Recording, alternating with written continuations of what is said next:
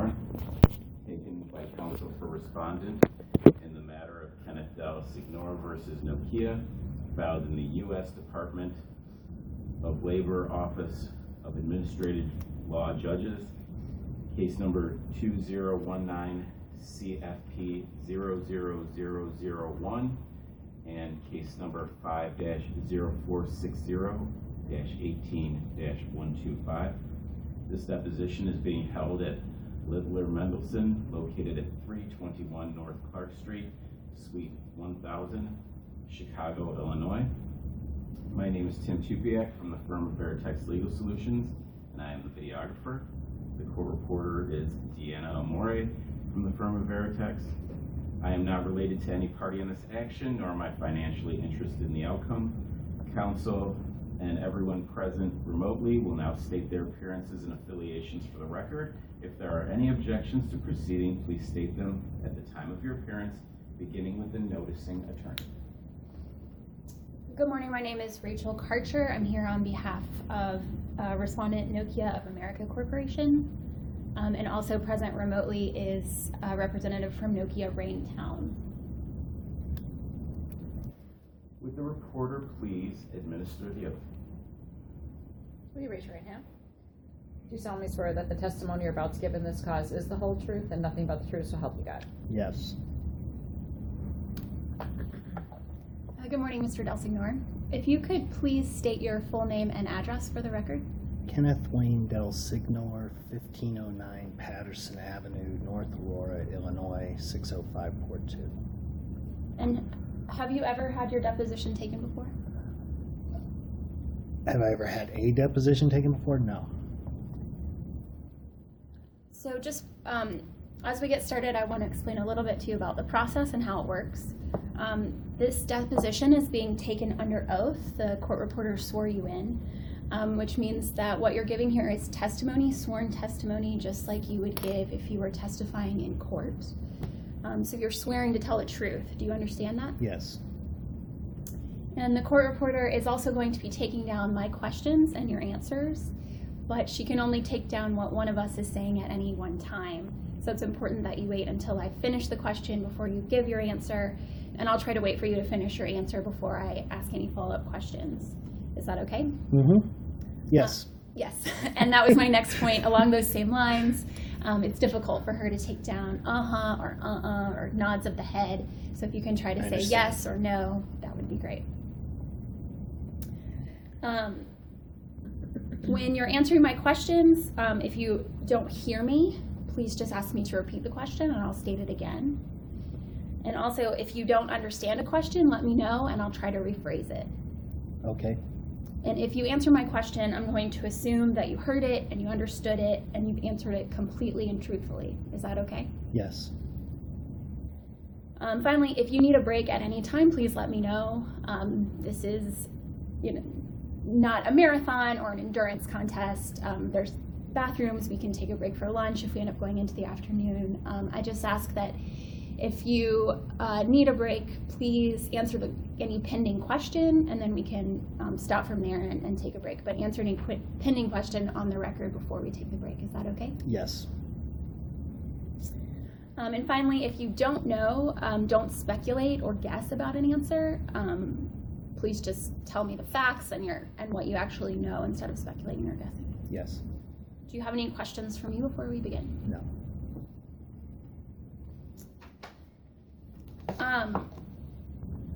As we mentioned, you're here under oath and you're required to tell the truth in your testimony, right? Yes. Have you taken any alcohol or drugs in the last 24 hours that would impair your ability to testify today? No answer. I'm sorry? No answer. You're not going to answer that question? Correct. So you may have taken drugs that would impair your ability to tell the truth. Asked and answered. I'm sorry? Object, asked and answered. Are you refusing to tell me whether or not you've taken alcohol or drugs? Object, asked and answered. If you can please, okay, so to go back for objections, generally in a deposition we like to reserve all objections except as to the form of the question or the responsiveness of the answer until we use the record at trial. Do you want to reserve those objections, or would you like to make them all on the record today? My record, what I'm saying is on the record, and if you can take anything that you want me to elaborate on further and to ask the judge. So if I don't answer, the next step is to ask the judge in a motion. So no answer. So just so I'm clear, so we're clear so I know what to ask the judge about. Are you refusing to tell me whether you've Object, asked and answered. I need to go off the record and take a break. Microphone. The microphone. Excuse me. Sure. Off the record at 9:47.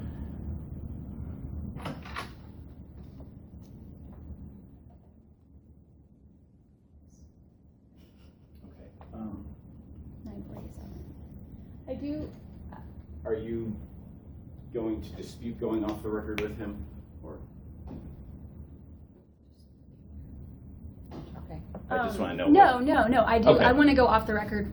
If we're he says probably off the record, Yeah, you- yeah. No, okay. I'm not. We're gonna. I think probably end up reserving some of the time Okay. to come back after we file a motion with the judge. So I do actually, if we can keep track, and when we're getting to about 5 hours, if we're still here, I'm gonna want to wrap it up so we have some time. Okay. To come I just back. wanted to I make think sure. what 'cause- he's asking, are you asking if when he says Says off the we need an yeah, agreement. absolutely. When he says off the record, we can go off the record. Okay. No problem. I just And if want to make I- sure because if I don't I- want to seem that I'm. Yeah, if sure. you are disputing If I you dispute will it, I say will be clear. Okay. Yes. Thank you. I just wanted to make sure.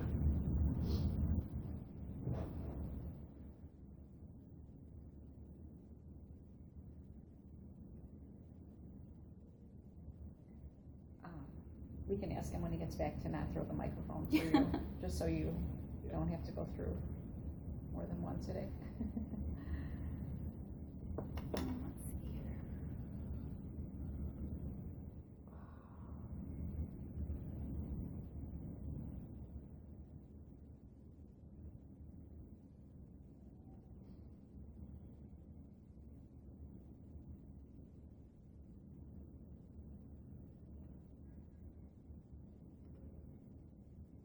Hey, Rachel, this is Rain. Can we confer for a minute? Can you call me on your mobile privately? Yeah, that's a good idea.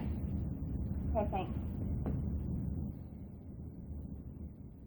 I'm just gonna step around the corner, and if you need me, there's a. Yes, I'm going to drop this line and wait for you to call my mobile. Okay, perfect. Okay, thanks.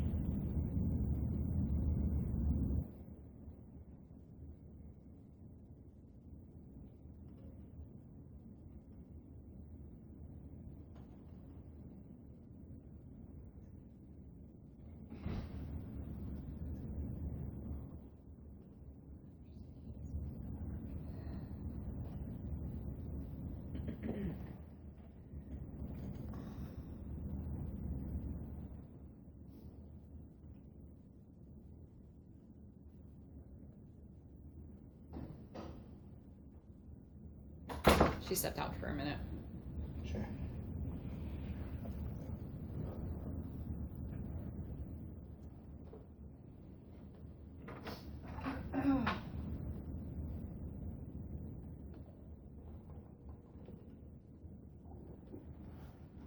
You heard of the robocalls? Yeah. That's what this is about. One of the things. They're getting subsidized to deliver those.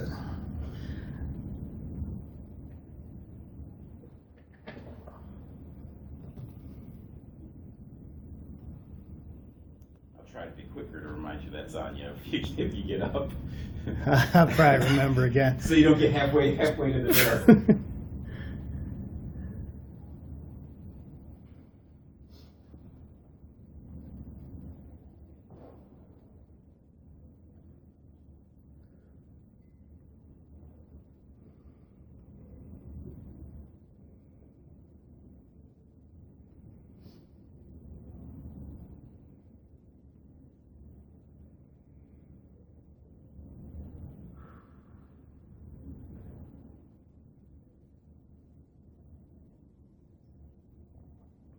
Where were you driving from? North, south? North Aurora. Oh yeah. That's right. So like, say you're from Chicago, but that's like kind of a nebulous. Well, when I first saw the yeah, because, you know, I have to notice a deposition, do my paperwork, and I saw Patterson, for a split second, because my in-laws live in Montgomery, but there's a Patterson in Montgomery. So for a split second there, I was like, Yeah, you know the area then. it's not a very long street in Montgomery either, where I would have been like, you And- know, you would have been within like 3 blocks or something Be crazy. hard pressed. You know, one neighborhood from the other is pretty similar too. Out there, I just feel like it's Home Depot, Buffalo Wild Wings, Wendy's, and then go like 6 more miles, it's Home Depot, Buffalo Wild Wings, Wendy's. What it is a lot of warehouses where trucks come and sort. The highway's just lined with those warehouses once you get past like Naperville.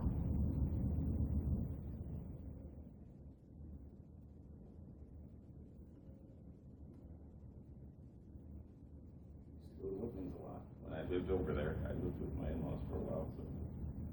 It's where I shop. It's it's remarkable how low the prices are there.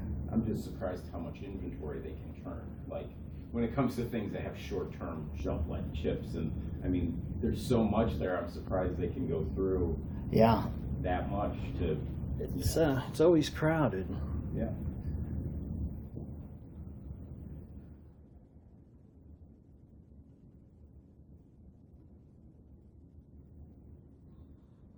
Yeah, that's right where I'm about a mile north of there. I always wanted to go to that kind of brewery place where they're making their own hops. Just opened, yeah. Never went there. Yeah, they just put those. I thought those might have been grapevines. Is that are Oh, they were they? hop? I'm not sure. I'm not sure either. Yeah, okay. I thought it was pretty wrong. No, you know what? They're not grapevines. There's some kind of a wire, and there's wires going down to each plant, and I don't think those are grapes.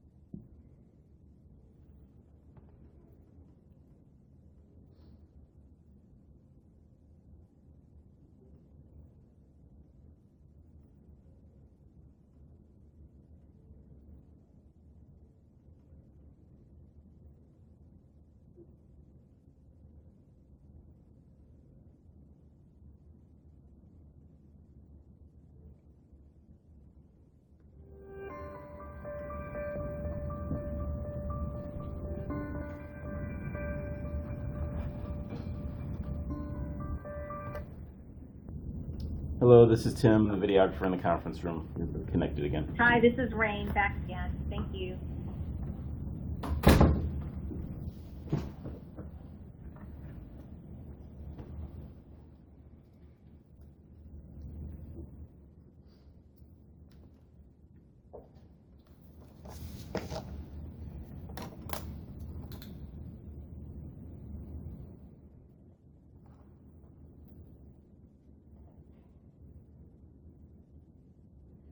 We're going back on the video record at 9:55 a.m.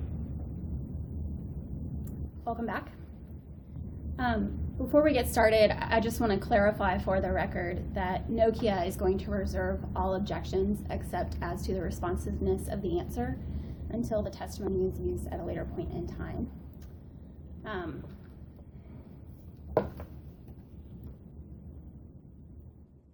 Noted. Mr. delsignore, have you reviewed any documents in preparation for your deposition today? Just the material that I submitted to the court.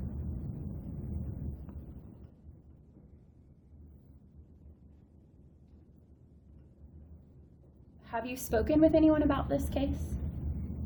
Yes, Who did you speak with? many people. Many people. And what are some of their names?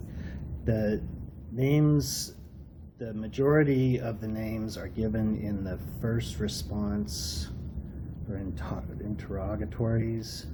There's a long list of people that I extracted from the material in chronological order.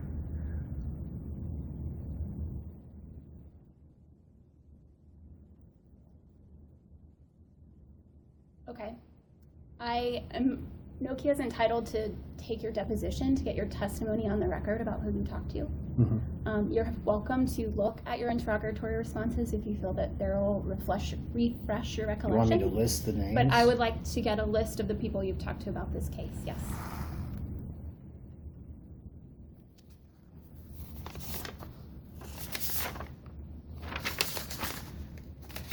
I brought it. This is one for you.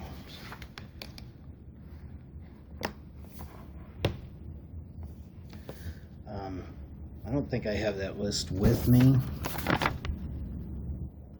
It's essentially, I mean, if you like, I can go through the material in chronological order and list their names. You have the list. I know, but I want to get Well, your testimony. I don't have it, so it'll take me, I'll have to read through all this and give you their names. It might take some time. Do you recall anyone that you've spoken to Well, about sure. this case without looking at the list? Yeah. Can you give me those names? Well, so starting from the beginning, Carl Spies, Mitch Shaw, Dave Rossetti,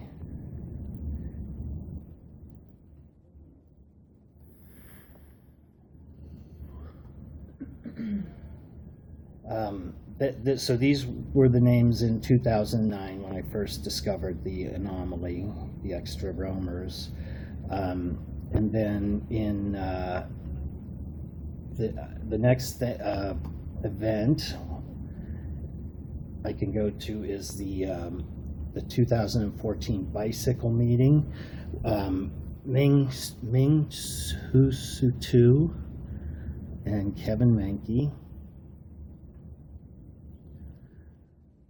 were involved in that. Then that leads to the bicycle meeting where Kevin tries to fire me. So that was Kevin Menke. There were several colleagues in that meeting whose names I'm going to withhold because they could be retaliated against if I gave them to you. So then after that, we go to the 2015 Sprint Network Vision Project. This is the 1.5 Sigma meeting. Neil Bernstein,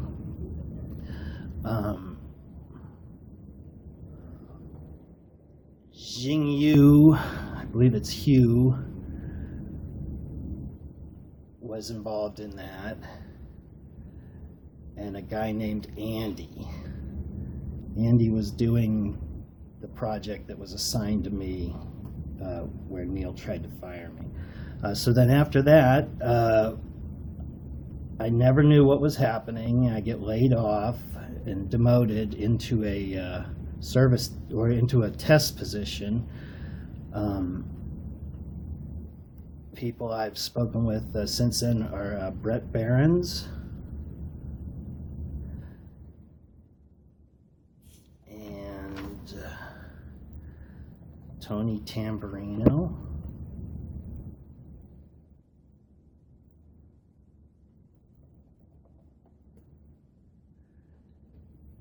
From there, I switched to the service desk position in the cloud, and I work with Michael Della Facel on the Shannon project. I spoke with my then manager extensively about it, Dave Schneider. And then from there, that leads to the ethics report and Sonia and Tim, the interactions with Sonia and Tim. So I assume you have everything after that.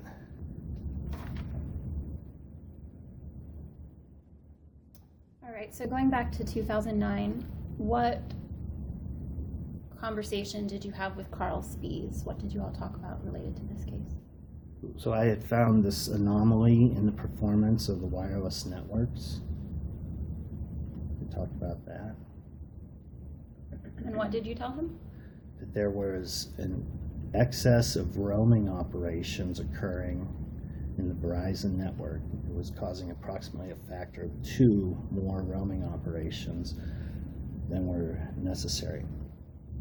Now, I just want to say I didn't tell him that like a sentence like I just wrote, but I presented a PowerPoint presentation as one of the exhibits, and this exhibit discusses all of that. So Carl was, I mean, everybody, this was something that we had meetings, we would discuss, and the whole project lasted, I believe, about 9 months. So, we were in constant contact about it. So the PowerPoint that's in your complaint was something that you showed Carl as part of your job? I produced in 2009 and gave a talk on before, and that led to the Verizon field trial. And this 2 times factor roaming increase was in Verizon's network? Yes. Not Nokia's? Nokia makes the equipment that Verizon uses in their network. We are symbiotically joined with them. It's a mistake to consider us, well, we're 2 separate corporate entities, of course, but we work very closely together. So I was analyzing the data from Verizon.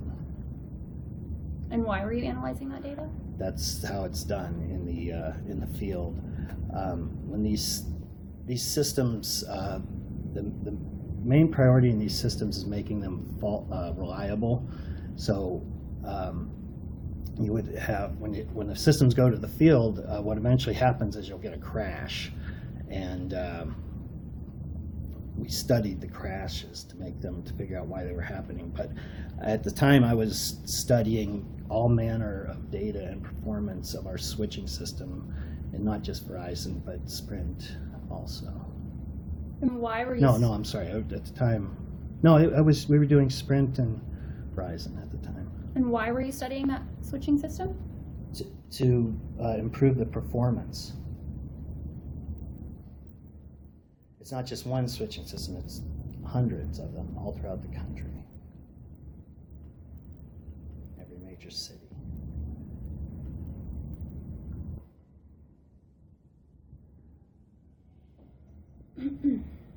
And so what did you discuss with Ms. Shaw?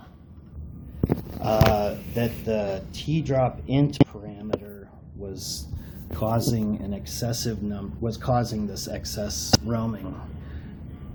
Was causing these excess roaming operations. There was also a Verizon team that we met with, but I don't remember any of their names.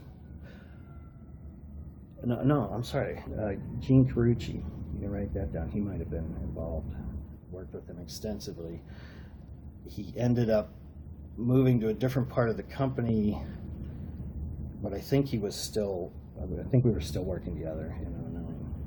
Can't recall exactly now. And what about Dave Rossetti? Well, so Dave is probably the leading subject matter expert on the Nokia wireless switching systems, all technologies, 1X, 3G, and 4G.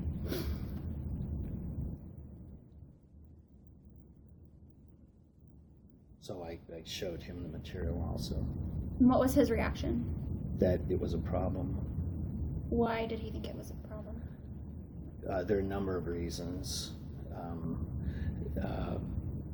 First, we noticed it because it's causing these excess roaming operations. Secondarily, there are multiple technical reasons why this should not be set the way it is. They're pretty in-depth, and it'd be hard to explain without verbally, but I can try if you like. At that time in 2009, were you aware of any fraud? Nope. No. Sorry.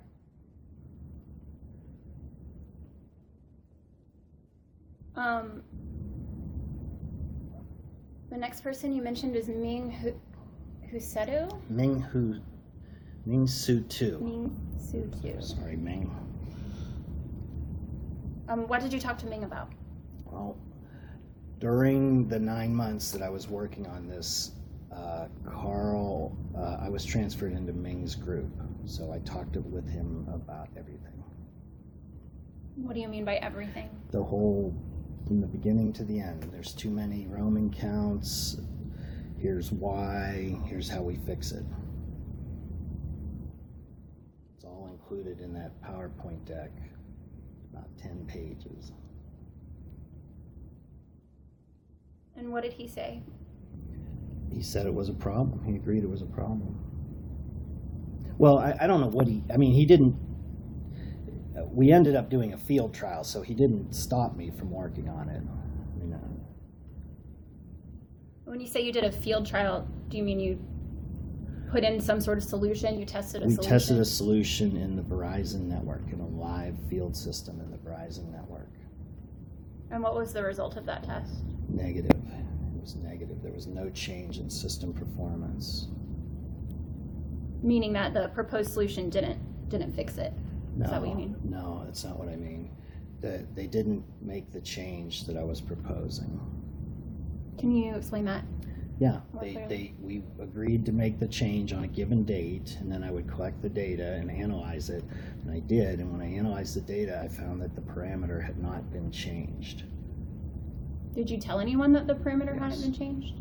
Who did you tell the parameter wasn't changed? Amit Shah, Ming Su Tu, Dave Rossetti, the people at Verizon. What was their reaction? They stopped responding to me. Amit tried to give me, we had one final call, and he tried to give me nonsensical explanations. Did they admit they hadn't changed the parameter, or did they No. think it had been changed? Sorry. No, they did not. They said that they changed it, and they didn't know why it didn't change in the field. So how did you know that it didn't change in the field? I could tell from the data. Can you explain that? Yeah. There's a scatter plot in my complaint, and in that scatter plot there's a diagonal edge that can be seen.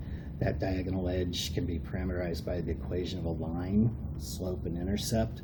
So the parameter I was trying to change was the intercept, so I could tell that the intercept of the line had not changed after they said that they made the change. How do you know that changing the parameter just didn't change the outcome? How do you know that because the outcome was the same, it means they didn't change the parameter? How do you know the field study wasn't just a failure? The scatter plot measures the parameter, the setting of the parameter. So I could tell from the new scatter plot that the parameter had not been changed. And so how did everyone else explain that it was changed when you showed them this data that They showed didn't. They didn't? No. Amit tried to give me an explanation. What explanation did he give you? He said that maybe the phones hadn't downloaded the new parameter from the cell site.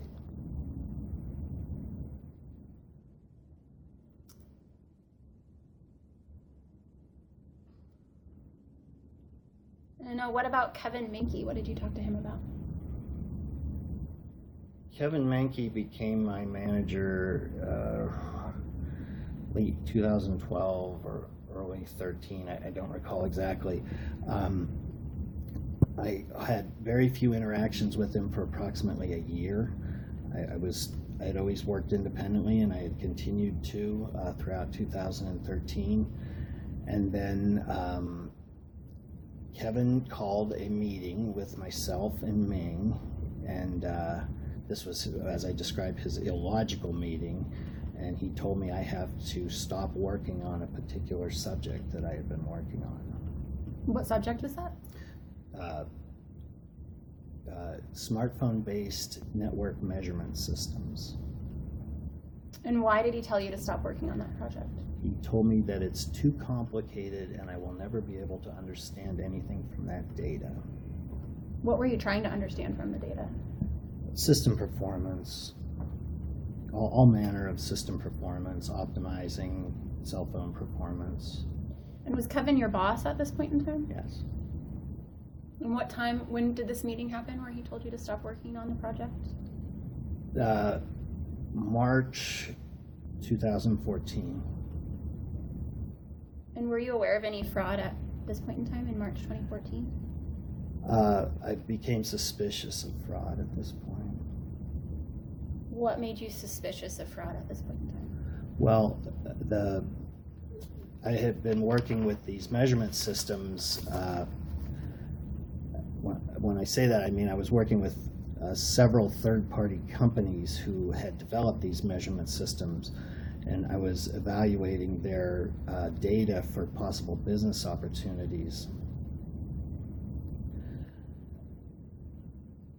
I'm sorry, could you repeat the question? Yeah, you said you were becoming suspicious of Oh, fraud, and I asked okay. what facts. Okay, led so you the to main become company, suspicious? the leading company in this segment is called RootMetrics, and I had spent about 3 months working with them and interacting with them. I had discovered that there was a flaw in their test methodology that would benefit Verizon over the other large telcos. I should say just to clarify, what RootMetrics does is it measures all 4 networks simultaneously with a drive test. So there's a car driving around with cell phones that are on all 4 networks, and they're executing an active test to measure network performance. So I had initially seen one anomaly. This is not a secret. It's been commented on publicly by the CEO of T-Mobile, that this anomaly inflates the apparent network performance of Verizon. So starting at about that time, I thought that the reason I was being told not to work on this was that they were covering something up for Verizon. I began to have that suspicion at that time. So what facts led to that suspicion? Well, this RootMetrics result was used extensively by Verizon in their SEC reporting and also in messaging to investors and in advertising. And it was the numbers they were using were RootMetrics measured numbers that gave an indication of their network performance. And there was a flaw in their test methodology that inflated the performance of Verizon relative to the other 3.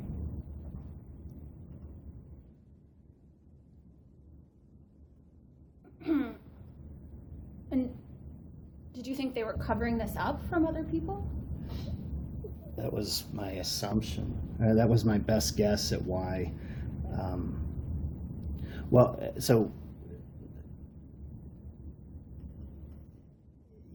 That was my best guess.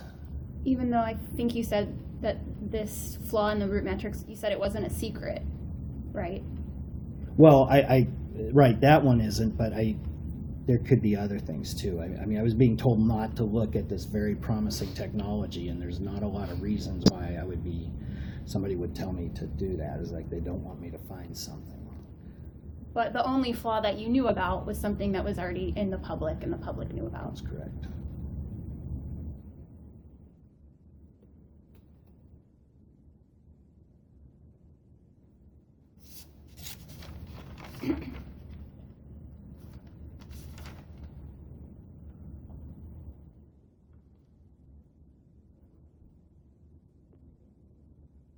I think you mentioned also there were some other individuals you talked to about this time whose names you're withholding. Is that right? Yes.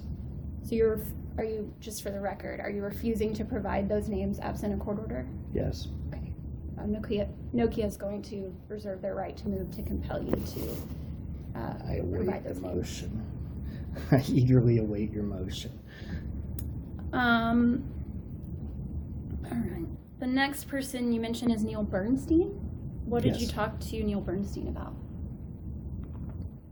Neil became my manager approximately December 2013.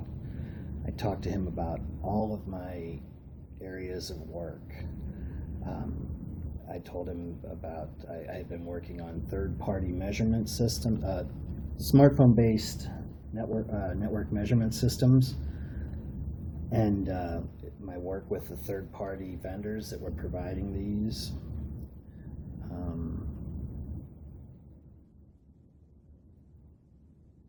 And then that was in around when I first met him, when he first became Kevin's manager. And then I don't think I interacted with him very much until the Sprint Network Vision project. So what did you talk to him about that relates to this case? What aspects of this case did you talk to him about? Well, nothing with regard to the legal matter, the legal troubles that they're in now. At the time, I spoke with him about third-party, I call them third-party measurement systems. That was the nomenclature. It was third-party smartphone-based measurement systems. Talked extensively about the benefits that could be gained by using this data. So you didn't talk about any kind of fraud with Neil No. Bernstein? What about, and now I'm not even going to be able to read my own writing, what about Jing Hu? Jingyu, I've slaughtered those guys' names. We worked together on the Sprint Network Vision project, and he's described in the complaint. I discussed many aspects of network performance with him. Did you ever talk with him about any fraud or report No. any fraud to him? And what about Andy? Andy is somebody that worked on the Sprint Network Vision project. He was this study that I refer to as the 1.5 Sigma meeting. He was the owner of that, and then Neil assigned it to me. And so what did you talk with him about? Well, I mean, I worked with Andy for approximately a year, meeting weekly to discuss network. I mean, during this time, we were trying to improve the performance of the Sprint network. So throughout that time, I was talking about benefits that could be had by making measurements at the smartphone. And did you ever discuss any fraud with him or report No. any fraud to him? No, I was not aware of the fraud And at so, that time. okay. And what time was this? 2015. So in 2015, you still weren't aware of any fraud? That's correct.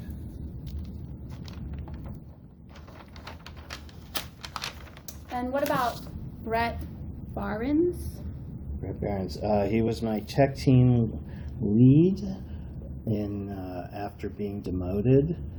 And as I discussed in the complaint, I had been demoted and assigned a project which we thought was going to last a number of years, and it was over in about 8 months. So Brett and I then are coming into work every day, and I'm not being given any work to do.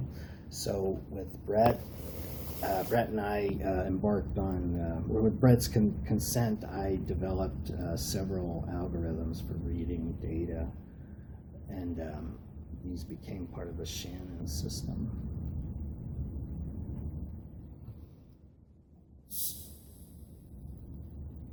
Did you ever talk with Brett about fraud?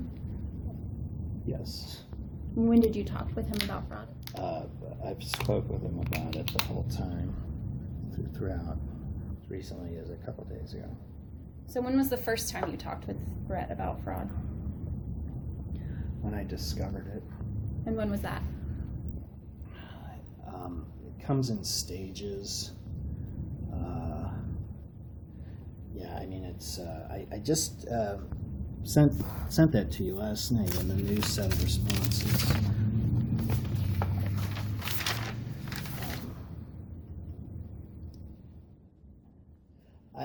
I didn't realize it was fraud until the second meeting with Sonia and Tim in approximately mid to late June.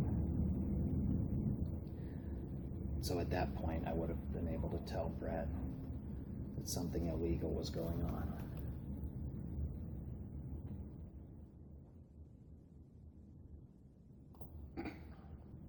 Have you continued to discuss this case with Brett? I just said I spoke with him a couple days ago. And how do you communicate with him?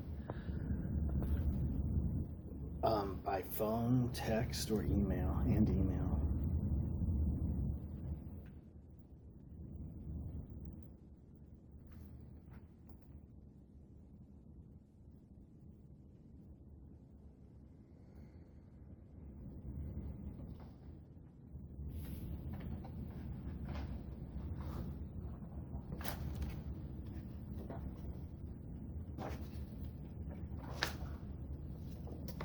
You can mark this as Exhibit 1.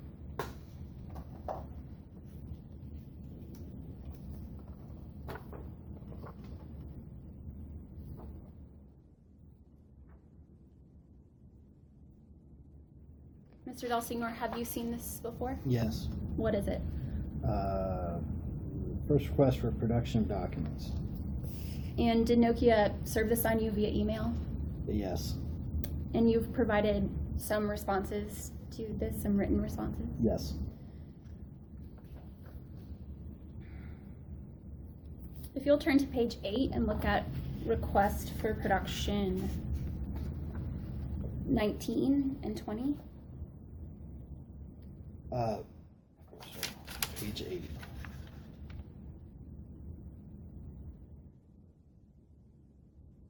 Okay.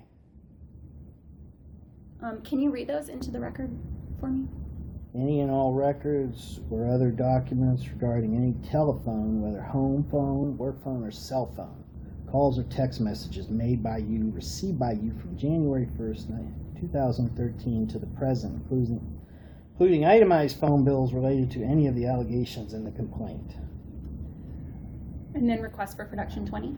Any and all electronic or written records or other documents regarding any internet service provider, email account, text message service provider, weblog, blog, or other type of web page in your possession or under your control to which you have posted written content or to which you have access regarding or related to the allegations in the complaint. Did you produce any of your communications with Brett in response to those requests for production? No. Why not? Object. No answer. Well, no, I can answer. We're waiting on a ruling from the court. Okay, so you're not going to produce any of I'm those? waiting on a ruling from the court. And just to make the record clear, you're not going to produce any of those until there's an order from the court? That's correct. What is Brett's phone number and email? I don't know off the top of my head. Do you have it in your phone that's here with you today? Yes. Can you look and let us know? No, Why not? because I don't want to. Okay. For No the answer. Object. Are you refusing to do that absent a court order? Correct.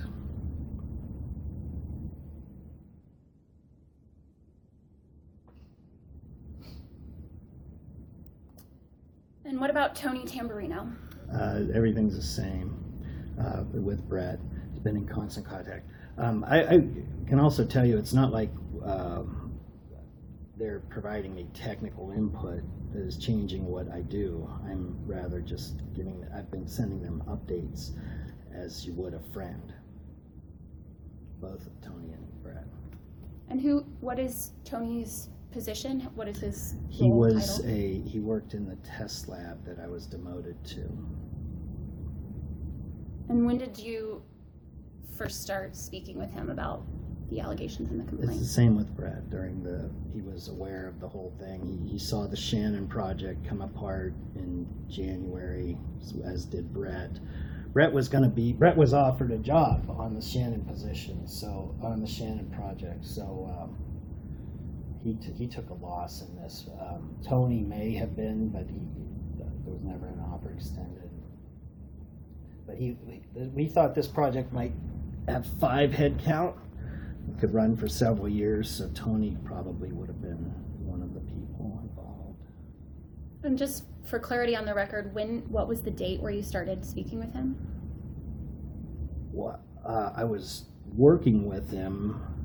No, I worked with him, and then we worked together in the same building as the Shannon project was canceled, starting at the end of January 2018. So he was aware of the circumstances throughout. From January 2018 moving forward? Yeah. And how have you communicated with him about the The same way. allegations in this case? The same way. Phone, text, and email? Yes. And have you provided any of the communications with him in response to the request for production? No. And are you refusing to provide those absent a court order? Yes. Can you give me Tony's phone and email? Same answer. So you're not going to give that information Court absent order. a Yeah, court get a order? court order. I'll gladly give it to you if you get a court order. What about Michael Delaficio? So Michael is the project. His title was the project coach for the Shannon project, and he was involved starting from the very beginning of the Shannon project in about September of 2017. And what did you speak about with him? Well, so I brought an idea to him as a business proposal, and he and his manager enthusiastically supported it because it appeared to be very profitable. I believe that the estimate was $2 million a year we thought it could make. And at this time, this was this application that I was proposing.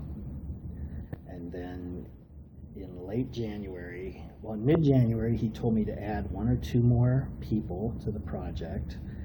And then in late January, early February, we had a large meeting in a facility called the Naperville Garage, and attended by approximately 15 or 20 people to discuss the Shannon project. And at this time, Michael started to introduce resistance to the idea that this was a good project. And he said that the project needed to work on its business model. Now, mind you, 2 weeks earlier, he had told me to add 2 more team members. And one of the offers was extended. No, 2 offers were extended. And so from there, Michael he begins a series of lies to me, and as described in the complaint, the project is ultimately canceled. What were the lies that Michael told you? Well, he never told me that the project was canceled. He began giving me, I called it moving the goalposts. He started saying, well, his first one was, how are you better than OpenSignal? I had previously addressed this in the material, but I went back and I looked at OpenSignal again, and it turned out that question caused me to make considerable improvements in the project. Michael continued to delay, and he eventually, the new guy, Petri, it's a name, Petri. He then assigned me to, he put me in contact with a Nokia business manager in Finland named Petri. And Petri then continued to work with me for about a month on the project before I eventually abandoned it. So what was a lie in the statements that he made to you? Well, so the project had been canceled, and Michael knew it, and he was telling me that the project could still go forward. And how did you know that the project was actually canceled? The first thing that happened that gave me a serious indication that something was wrong was that after I had abandoned my efforts with Petri, about a month later, the project was accepted to the Nokia first annual AI conference in Finland. And I contacted Michael again to ask him if there was any chance that the project could move forward with this new development. And Michael said, okay, let's talk about it. And he got out, I could hear him rifling his notes, and he goes, okay, how are you better than OpenSignal? So at that point, as I said, this had caused considerable changes to the project. There were probably 8 pages out of a 12-page deck that concerned changes that happened after he asked me that question. And he was not aware of any of those. But I had been in constant contact. I'd been emailing him these updates, so that told me that he had not read anything that I had generated after January, at the end of January, or beginning of February, and that he had known that the project was canceled. The only plausible explanation for that is that he knew the project was canceled.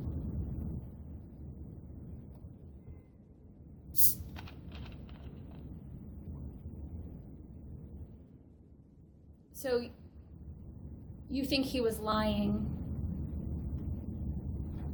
because he didn't read the update to the project? Yes. And you think the project was canceled even though it got accepted into the AI conference in Finland? The project was here in Naperville, and it was going to develop a smartphone app, and that part of it got canceled. I subsequently took the idea and submitted it to an AI conference, totally independent of the original project. This is just a conference you go and give your talk to. There's no guarantee of building an app or anything. So that's just a case of the right hand, left hand, not knowing what's going on. So what Michael was telling you was he was encouraging the project, right? He did not. He encouraged it, and then after January, he did not tell me it was canceled. He did not discourage it. But over the course of 2 months, it became clear that this project was being impeded. And what were all the things that made you think it was being impeded? Well, it wasn't getting funded. At one point, I had the deck. I wrote the deck. I gave the material to Petri. It was 7 pages at that point, and he asked if I could get it down to 5, things like that. Just random miscellaneous delays. Petri was putting little remarks in the emails, like, Ken is being very persistent. One of Petri's emails said, it was to Mike and I, and at the end he said, Mike, I find Ken to be very professional. Meaning that there might have been a statement made without my knowledge between the two.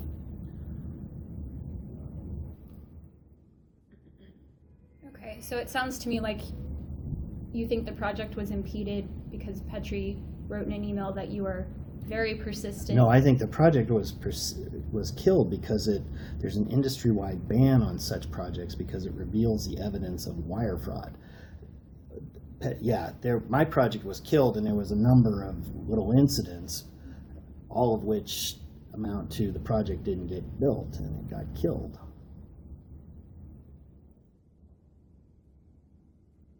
From a technical point of view, this is like the wheel.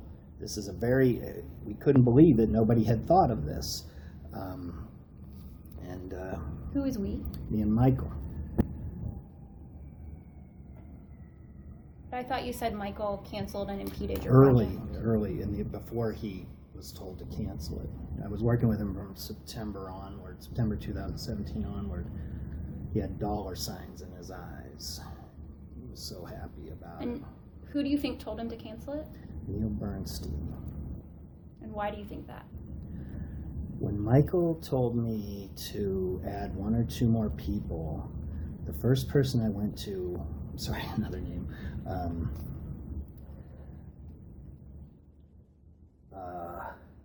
It's in here. I can't think of the guy's name now. The first person I asked, person X, which it'll come to me. Let's just call him person X. He was very interested. This person was working in the Julian Gio. Sorry. Julian had been working in the, I've worked with Julian the whole time I was at Nokia, 20 years, very proficient. He was my first choice, and I went and I asked him, and he was very, very interested.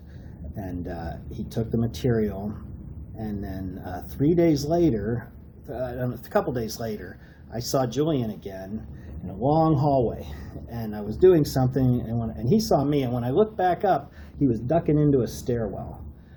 And 19 years working with the guy, and that was the last time I saw him. He never said another word to me the whole time I was on campus. So what I think happened was that Julian wanted to do this project, but it would have been a risk to him, because the way it worked is it would have been a 6-month job rotation, and if the project didn't succeed, you went back to your old job. Now at the time, that test lab I was in, the layoffs were rumored to be coming, so it wouldn't be good to go away for 6 months and then come back. So there was definitely a risk to Julian. So what I think he did was he went to Neil Bernstein, because he knew that Neil Bernstein had laid me off in 2015. He showed him this project. Now, Neil Bernstein knows that there's a prohibition against these projects. Neil Bernstein then goes to Dion X, Michael's manager, and tells him to kill the project. There was a similar project done at Bell Labs. And so thereafter, Dion X relays to me three excuses that all begin with the Bell Labs project. I'm sorry, I got a field for the original question. So you think that Neil Bernstein, you think all of this, Neil Bernstein telling him to cancel the project, all because Julian avoided you in a hallway and wouldn't speak to you? Yeah.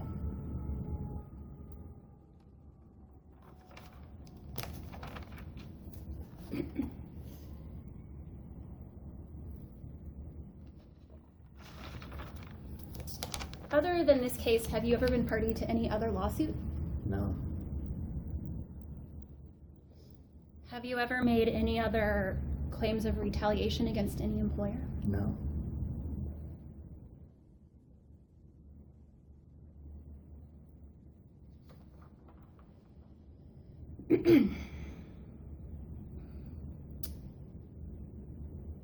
Have you ever kept a journal or a diary?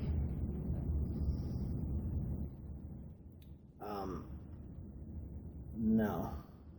I mean, I would take a legal pad and write notes on it and pile them up. I don't know where they are, but that was the only, I never specifically wrote down things that I intended to record. I would do stuff like this for short-term use.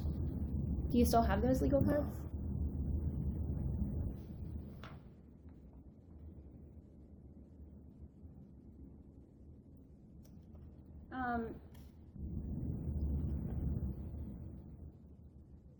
So I think I asked your current address at the outset of this deposition. How long have you lived at that current address? Since May of 2000.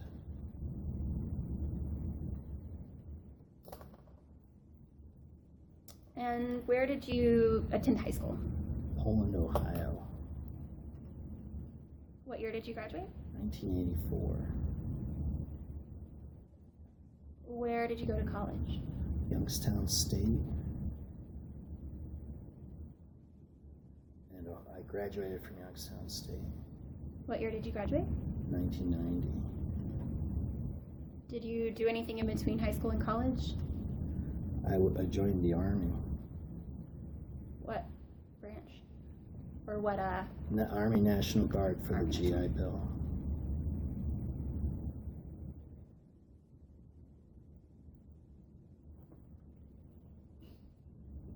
Where were you living at that time? I was in Columbus, Ohio when I joined.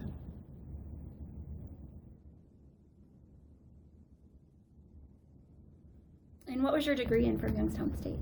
Physics. Did you go to graduate school after that? Yes. Where'd you go to graduate school? Case Western Reserve, Cleveland, Ohio. And what did you study? Physics. And what degree did you get? PhD. And when did you get it? 1995. What did you write your dissertation on? Solar flares.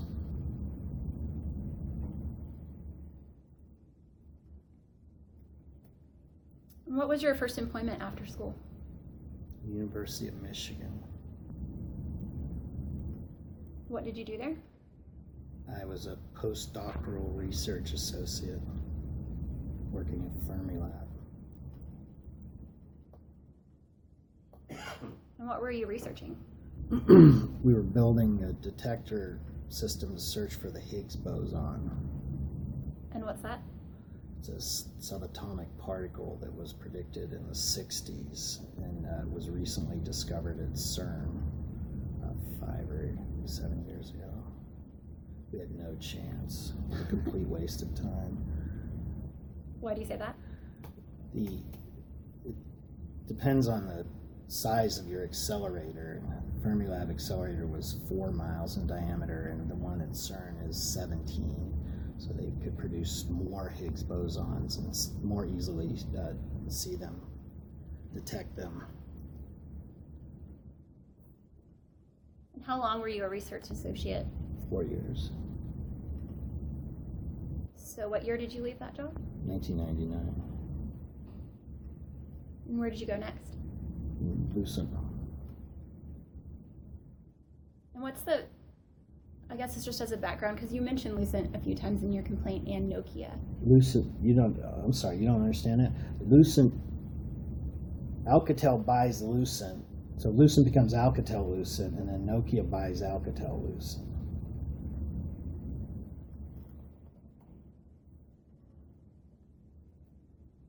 And when did those transactions happen? Was it while you were working for the Yeah. company? Do you know about what year? The Nokia transition finished in 2016, and Alcatel was, I can't remember, it was probably on the order of 2010, around 2010. And what was your position when you were first hired by Lucent? Lucent, sorry. Member of technical staff. And what did that job entail? I was a developer. I wrote code for the switching systems.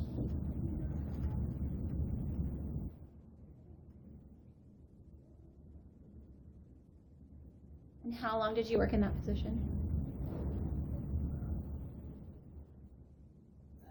Till about the end of 2000. Well, so I did that work until about the end of 2003. I still had the same job title or position, and I believe until 6 or early 7. But after 2003, I began doing architectural work, and I stopped submitting code to the product. I was just working on designs of projects. What's the difference between architectural work and code? Well, there are, within the company, there will be people called architects, a few number of people will be called architects, and then there'll be more number of people who are developers. And it's not as if, and there's also systems engineers, and so essentially the way it works is everybody works together to design how some new functionality will work. But it's the developers who write the code and submit the changes to the product. The architects and systems engineers don't actually write the code. So at that time, even though I was still in a developer position, I had, and it wasn't like I wasn't mandatorily not writing code. I'm sure I still submitted code and did bug fixes, but I began to work essentially as an architect starting in about 2004. And what was your next position? I switched to a job of performance architect in Carl Spies's group. And what year was that? It was either 2006 or 7. And did your job duties change with that switch? Not very much from what I had been doing. Because you've been doing largely architectural work before. Mm-hmm. And when did your job title change again? Or the work you were performing, if there was a shift in that with the same job title? When was the next change? Well, starting after I discovered the flaw in the system in 2009 and 10, I started to experience consistent detrimental career events. Projects were canceled or delayed for, I was essentially not invited to work on the important projects anymore. Carl's group was split up sometime around 2010. This was not cast as a demotion, but in retrospect it was. And then I went into Ming's group. I continued to do architectural work on the EVDO system, but I was not allowed to work on the 4G system. That's essentially what happened, is they wouldn't let me advance into 4G. And what, you said it was in retrospect a demotion. Yeah. Was there any change in your pay? No. What about your benefits? There's a different bonus pool, so. What made you think it was a demotion in retrospect? Everybody that went with Carl advanced into the company and now are in senior research positions. So even though at the time it wasn't different, now those people have had more advancement than you have. Is that right? So, yes.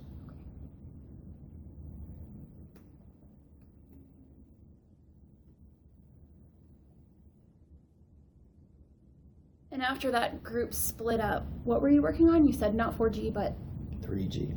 3G. And did your position change at any point in time after that?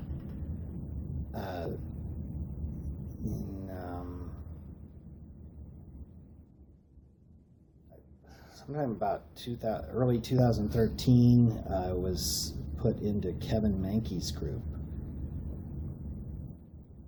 with 2 other individuals from Ming's group.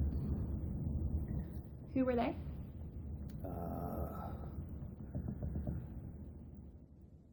Ku. I can't think of anything more than Ku. He's described in the complaint. And the other person,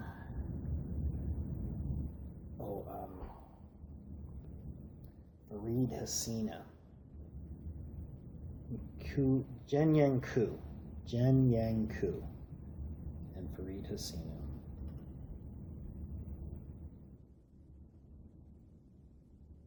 And what did you do in Kevin's group? I did the same work I had been doing. When you talk about groups being split up and moving between groups, what is the difference, I guess, between the various groups? Are they devoted to certain projects? Are they working in different areas of the country? What's the difference in groups? Well, so when Carl's group split, he ended up managing the systems engineers and architects for 4G. So I was not invited to that endeavor by virtue of not being included in his group. And what about the next time you talked about being moved to a different group? What was the difference in your work there, being moved To Kevin's group, I guess. There was. Did you get moved to 4G eventually? No. Well, I did do a little 4G in the end, but not. I'm sorry. Well, when I moved to Kevin's group, I continued doing the same work I had been doing, unchanged.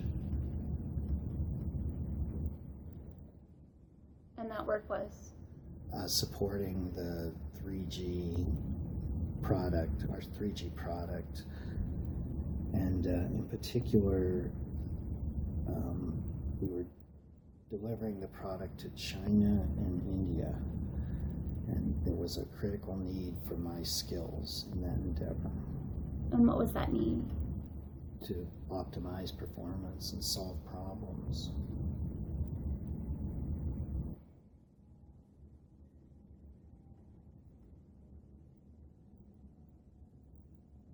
And did you stay in that role for the remainder of your time at Nokia? No, I was laid off from that role in September of 2015. And was this part of a reduction in force? I don't know.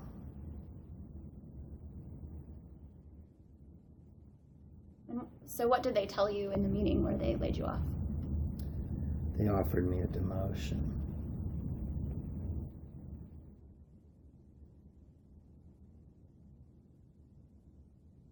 So they offered you a different position.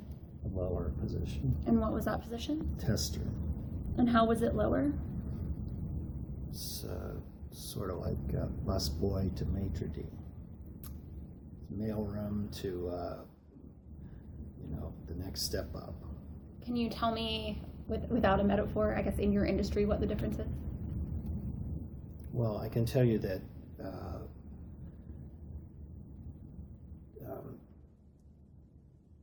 the people that the testers perform. I say in the complaint that testers are probably the most important people in the entire process, but it's. I mean, in any there's a ranking of any positions in any human organization, and testers were not high on that rank.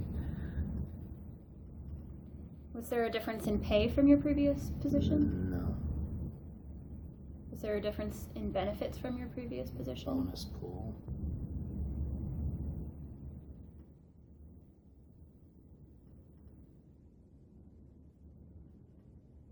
Did you accept the position they Not at offered that you at time. tester? Not at that time. So what did you do instead?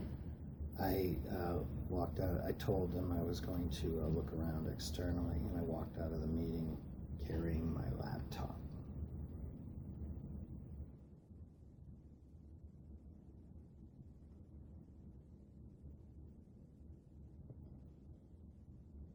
And did you look for external work? Yes. Where did you apply? I don't remember, but I applied to many places. I applied to Lucent Government Services. I can tell you that. That's an important one. Any others you remember? Not by name.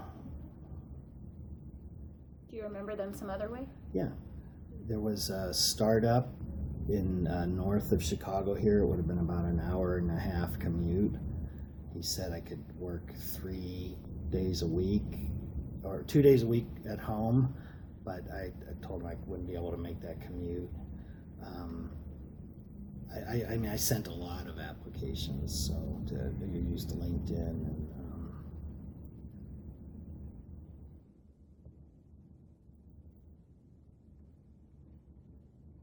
Are those applications, are they still in your LinkedIn profile?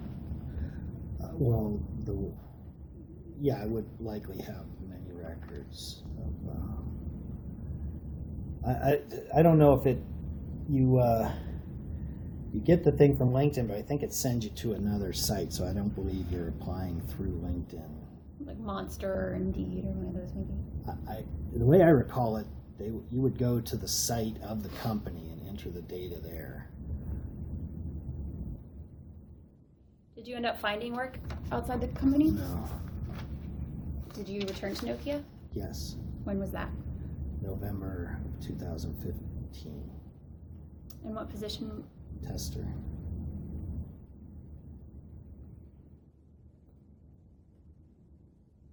And what were your job responsibilities as a tester?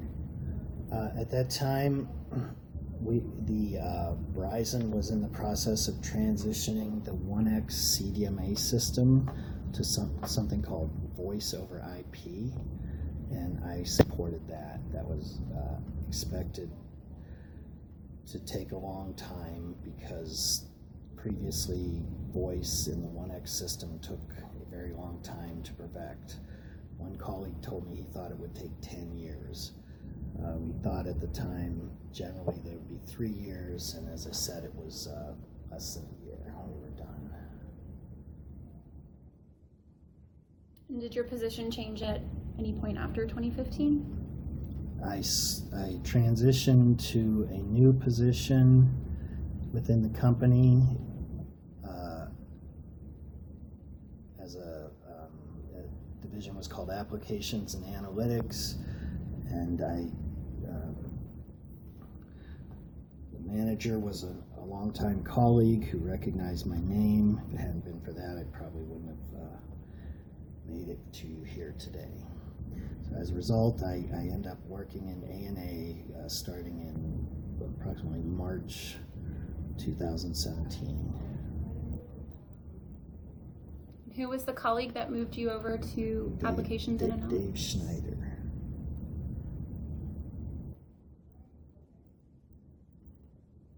Have you talked with Dave Schneider about the allegations in the complaint? Yes. Before I went off roll, and while I still had badge access to the campus. What do you mean when you say went off roll? November 7th, when I went off roll with the company. But what does it mean to go off roll? No longer employed. So you haven't talked to Dave about it since November? Correct. Of 2018? Correct. What did you talk to Dave Snyder about related to the complaint? Well, I explained to him what was going on, and at the time I did not understand it completely, but I explained what I knew when I knew it.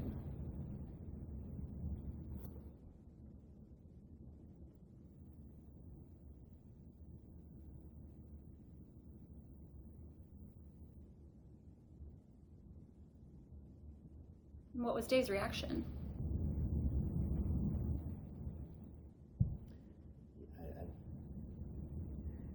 I think he understood that something illegal was going on, but from his point of view, he could do nothing for me.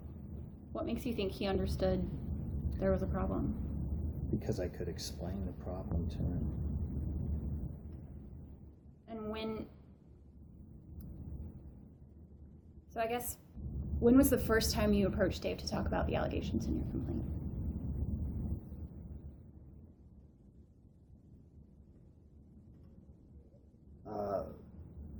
I went off roll. I'm sorry. I went on short-term disability May 7th, and this was in regard to the Shannon project. So that's primarily what we talked about. And then I spoke with him thereafter several times regarding my discovery with the Shannon project. What did you talk to him about when you discussed the Shannon project? Well, whenever we talked, I would have given him my understanding of the situation at that time. And what does that mean, your understanding? However, my understanding evolved throughout the course of this matter, and I saw Dave several times during that time interval, and each time I sat and told him what I thought was happening with the project.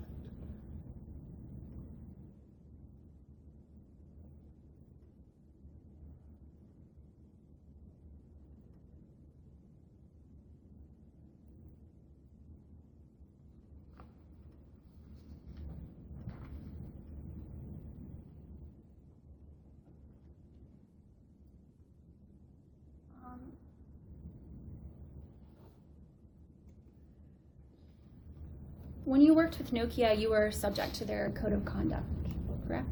Yeah. Yes. And did you receive training on that code of conduct every year? Yes.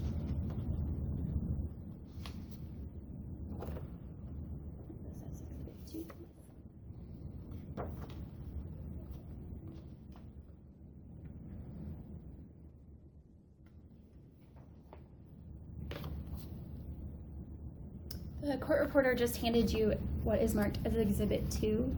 Do you recognize this document? No. You want to take a second to flip through it? Oh, yeah, there's a Rajiv.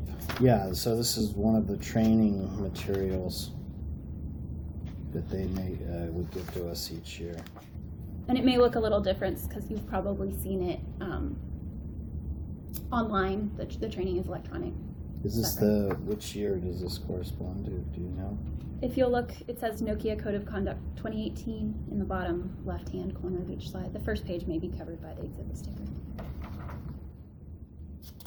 Yep, yeah, 2018. Okay, yep, I took this. So you took this in 2018? Mm-hmm. While I was on disability. And this code of conduct contains a process for how to make a compliance or an ethics concern, doesn't it? Yes. And you use that process while you're on disability to make an ethics concern? Yes. And the policy prohibits Nokia from retaliating against you for raising that concern, doesn't it? Well, yes. I would assume so because that's a federal law. If you'll look at page 22.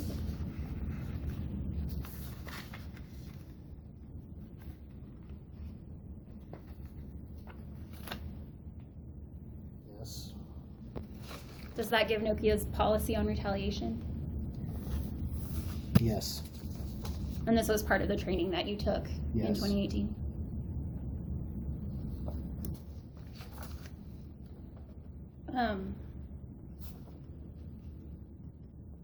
When you were employed with Nokia, you were an at-will employee, right? Yes. So you could be terminated at any time, Yes. and you could quit at any time. Yes.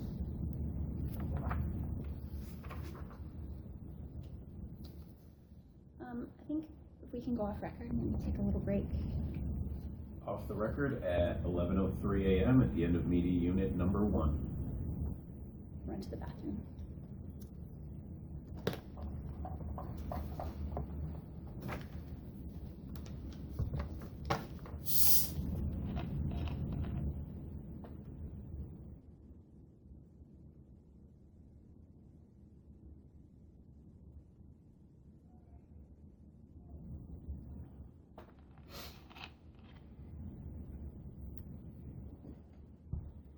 I read your paper.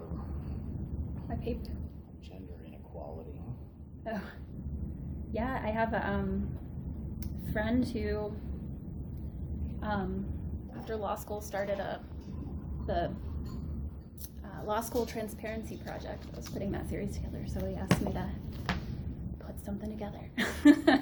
Well, I was familiar with the concept because I've done a statistical analysis of glossary sentences in an online dictionary, and the gender bias is remarkable. Mm-hmm. Yeah, it's there.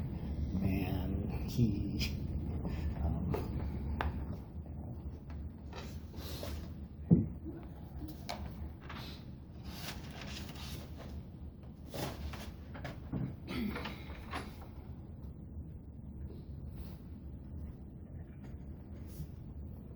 Do you need anything else? There's water and coffee and everything back there.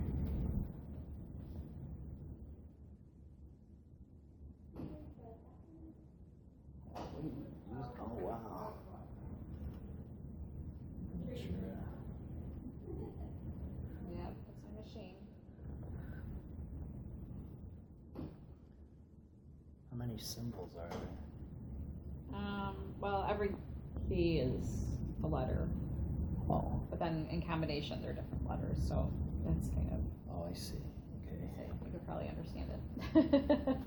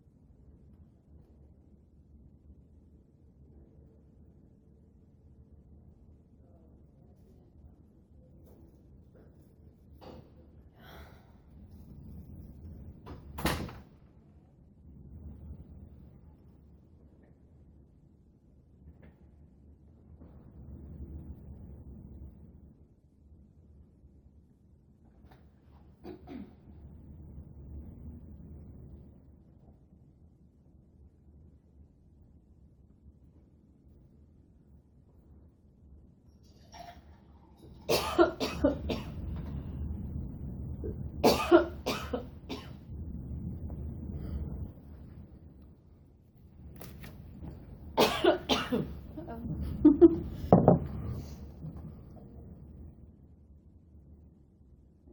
this back on.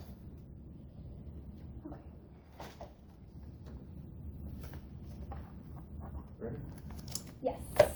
One moment.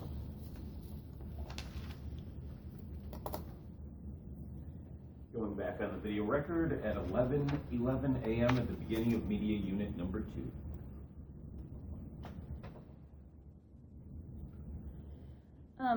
Mr. Delsignore, in your own words, what claims are you bringing in this action? What causes of action are you bringing?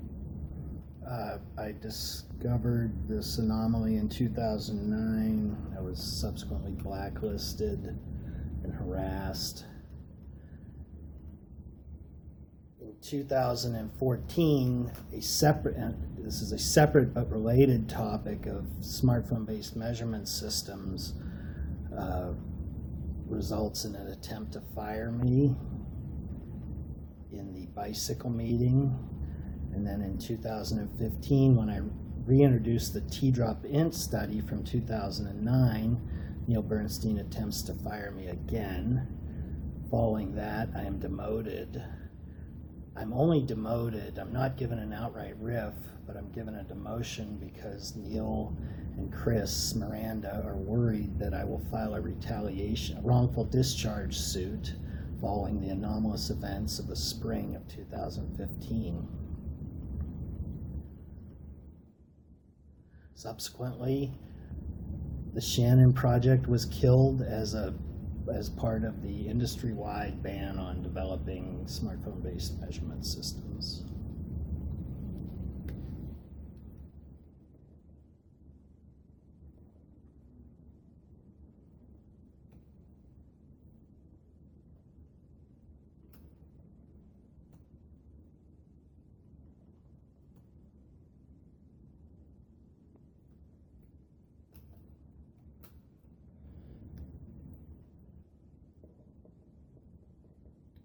And are all of these claims part of your complaint?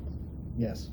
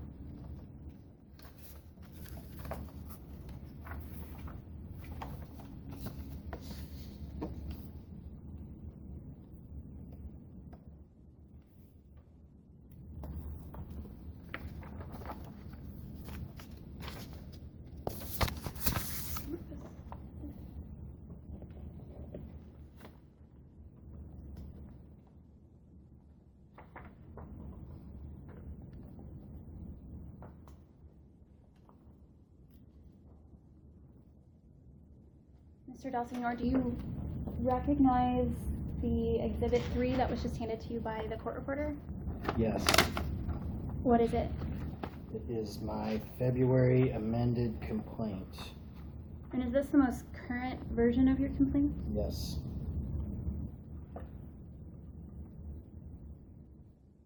And have you, okay, strike that.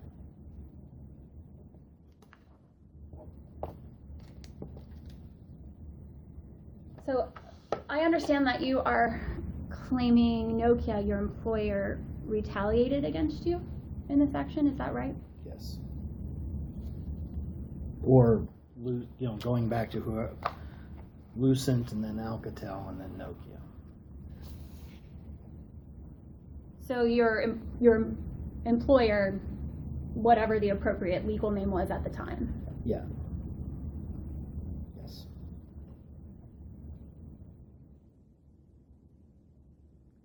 And if you could for me, what actions do you think Nokia took against you that were retaliatory? Well, the two times when the groups were split and I was left in the less desirable group, and then I was there's a number of things. I described them in the complaint. I had been, or in the material, I had been starting to work in 4G in a topic called paging, which I was a subject matter expert on, and I was disallowed from working in that. In 2012, I discovered what would have been a very important performance improvement in the system, I would have had to change the same intercept parameter that I described previously, and so that effort was killed. That would have been something that got me promoted and a year-end bonus, and instead it was just another black mark in my blacklist. The two attempts to fire me are attempts at harassment, as described. I was not able to, I applied for every open position when I went to that test lab and was given no further work. I claimed that I was blacklisted and that I could not get any response to any job application. And I, in fact, only found a second position because I knew the manager personally, Dave Snyder.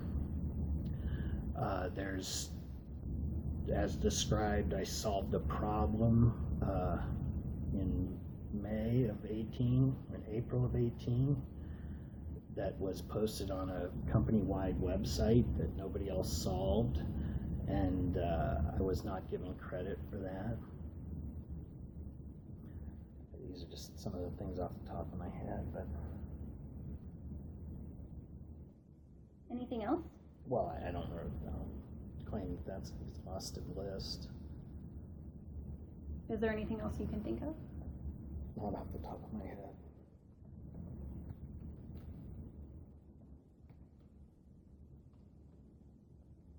You know, the key thing is I'm not permitted to move into 4G. This case is important. It occurs in the context of the data, what we call the data explosion in cell phones. If you recall, when the iPhones came out in the late zeros, there was a time when everybody was adopting the data phones, and so we call this the data explosion. It occurs on 3G, because that's the system that exists at the time, and then the 4G system is coming, so everybody is going to the 4G system except for me.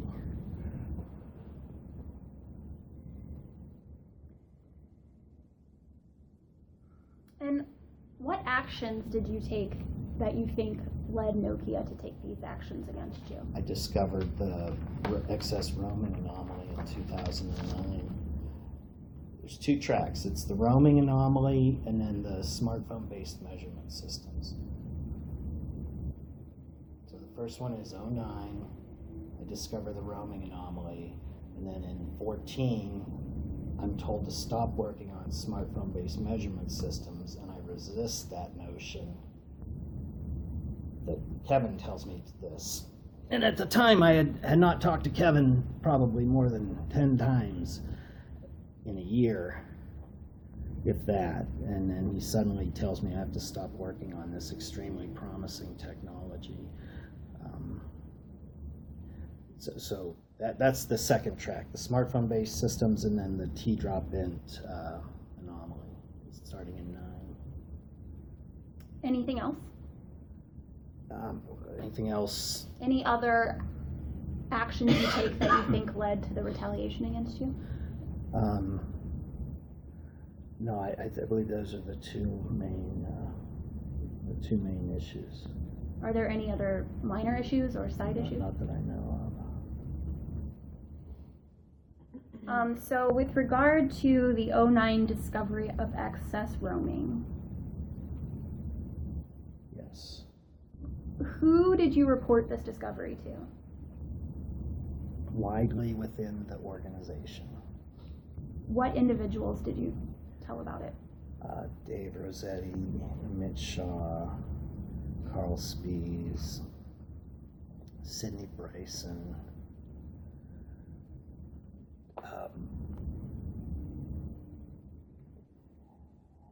I kept thinking of their faces. I can't think of their names.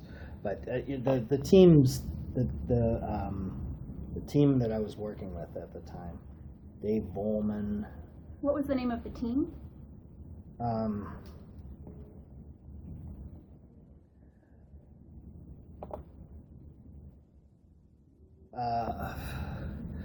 It was one of those. It was like an agile name. I don't remember. There's always these nomenclature revolutions in software. So we were at the time it was some sort of agile name. Like an acronym or a? No,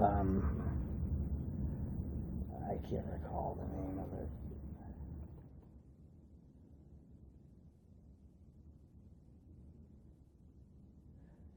The people I worked with, it was a very loose organization. Organizationally, there were projects that we were working on, but a lot of the work went on independently.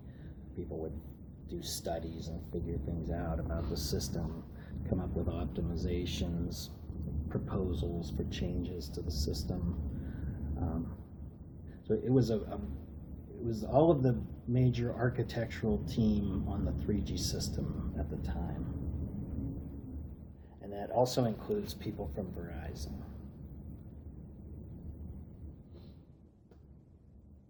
How many people would you say this was? 10.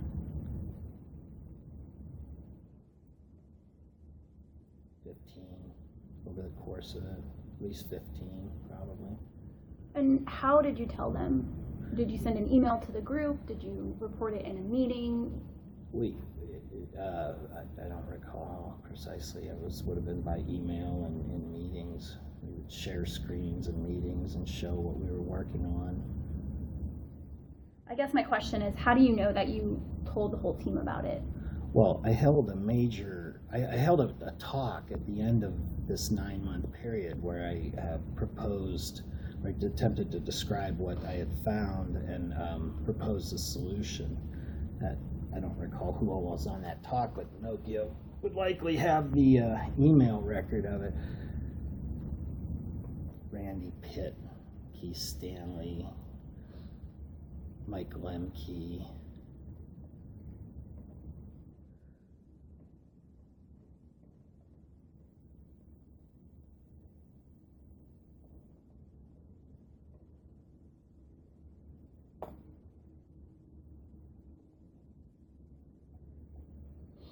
Dave Rossetti, of course, I didn't mention him. Okay, so you've told me Dave Rossetti, Mitch Shaw, Carl Spies, Sidney Bryson, Randy Pitt, Keith Stanley, and Mike Lemke. Can you think of anyone else? There's a manager. It was parallel to Carl. I can't think of his name, but he recently got a job at LGS after I contacted him and told him about this. I can't think of his name.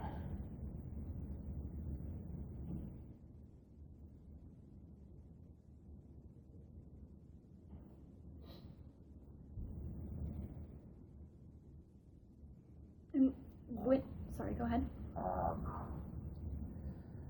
Jane McCrane. She's an important name. She was a project manager in EVDO, and she saw the whole thing. What do you mean by saw the whole thing? She was aware of the whole thing over the 9-month period. And what's the whole thing? Where I found this problem, and then the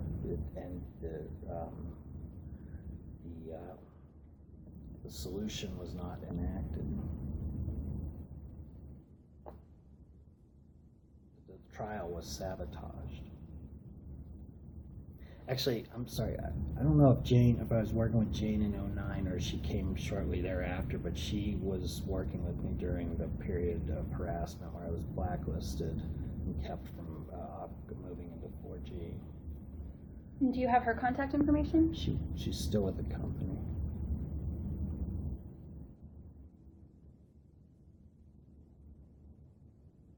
So when did you first discover this anomaly? 2009.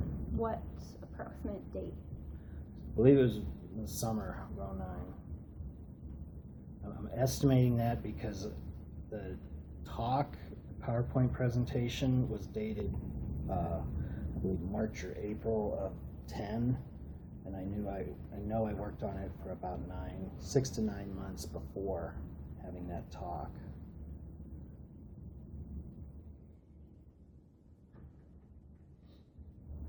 And so you discovered the anomaly sometime in the summer of 2009. Right. When did you first report this anomaly to a third party? Shown it immediately to everybody I was working with. So you would have immediately shown it to this whole group of people we discussed previously? I mean, I wouldn't have not, whenever we next discussed performance anomalies, this would have been what I had to talk about. We usually met weekly or semi-weekly. So you would have discussed it with them as a performance anomaly? Yes. Actually, the first thing I saw was a big spike in a distribution. And so what's that? And so that, when I say I worked on this for 9 months, it took 9 months to figure out what it was and how to solve it. Did not understand what this was initially. And this is something that happens a lot. You find anomalous things in the data, and many times they turn out to be nothing. Did you think that this excessive roaming spike was mail fraud? No. Did you think that it was wire fraud? No. Did you think that it was bank fraud? Nope. Did you think that it Yeah, was... we're talking in 2009, Yes, right? in 2009. Yes. No, I had no idea that there was anything illegal about this anomaly. So did you think it was securities fraud? Nope. Have you, did you think that it was a violation of an SEC regulation? Nope. Of any other federal regulation governing? I had no stocks? indication that there was any illegal activity associated with this anomaly. In 2009? In 2009. Do you think differently about it today? Yes. When did you start to think that there was any fraud associated with this? In January of 2019.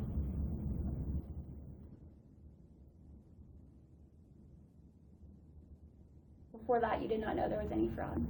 Involved with the T-drop in. Okay. So before January of 2019, you hadn't reported any fraud related to the T-drop in? Correct.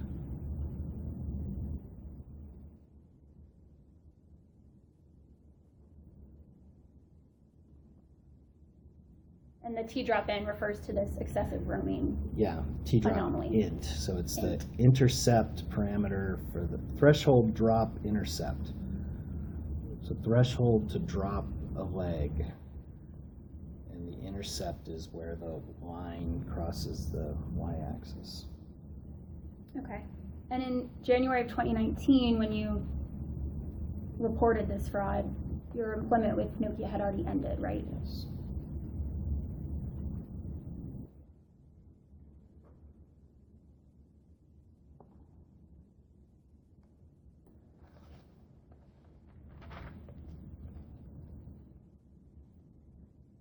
Going back to the second action you say you think caused Nokia to retaliate against you, the second thing you discovered, the smartphone-based measurement systems, is that right?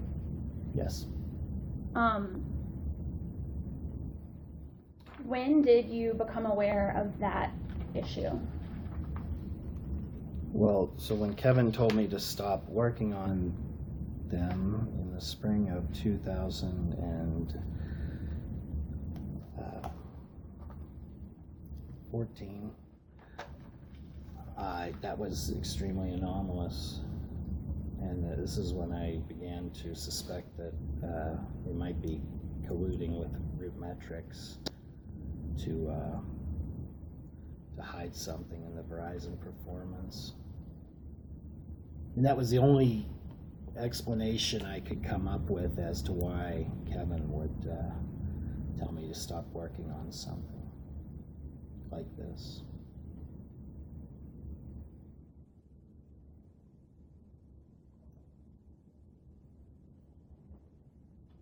And that explanation, sorry, the only explanation you could come up with was what exactly?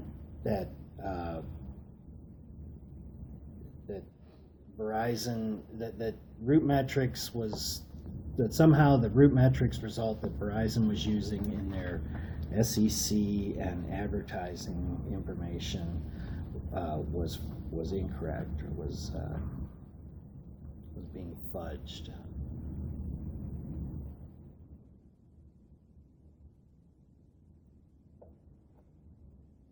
And what facts made you think that that was the only explanation for you being told to stop working on this project?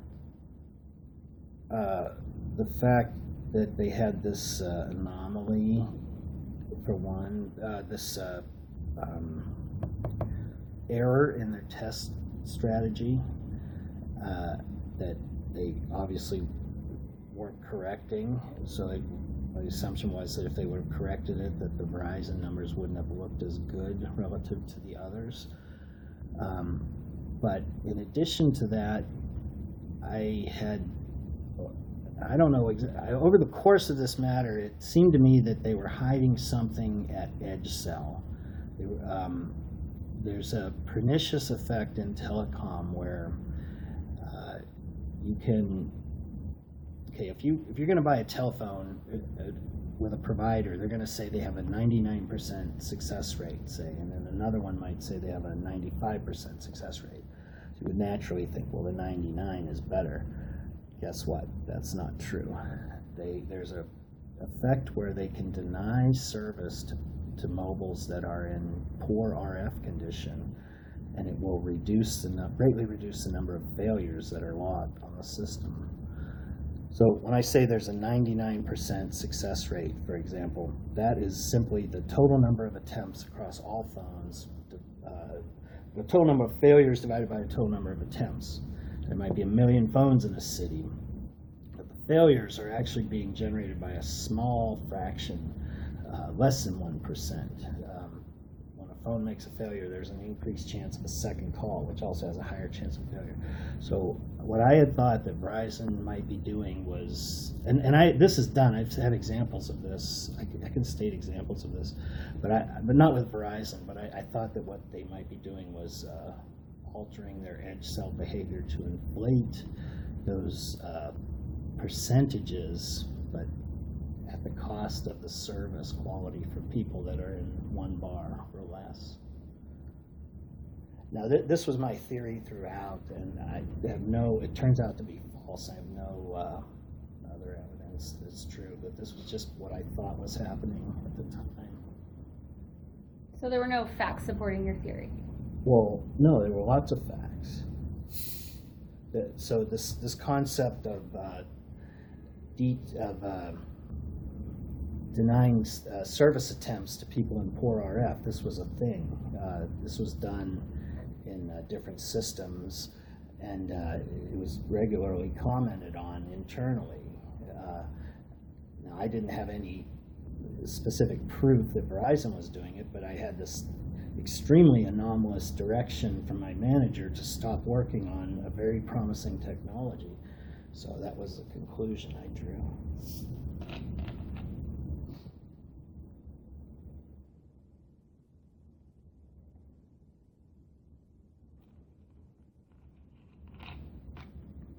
So other than the anomalous direction from your supervisor, was there anything else that upon which you based this theory? The only thing that made me think there was something going on was the anomalous direction from my supervisor.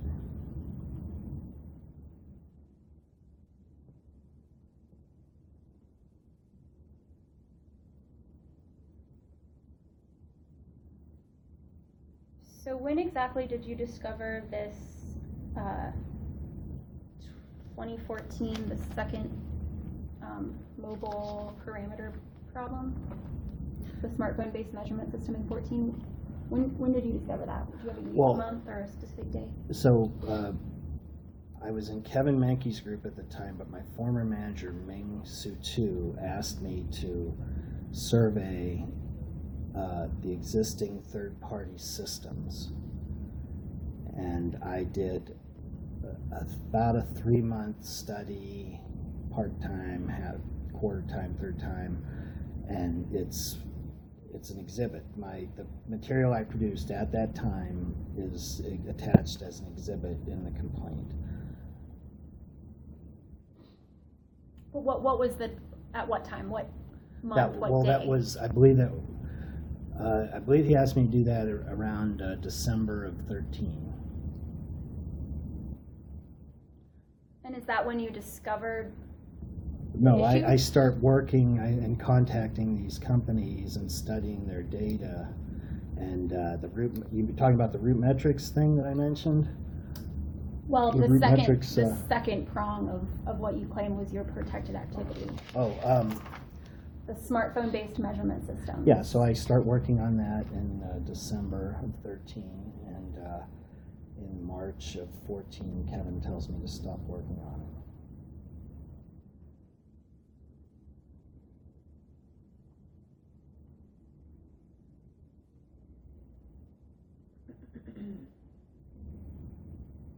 And what had you discovered that you thought was problematic with the smartphone-based measurement system?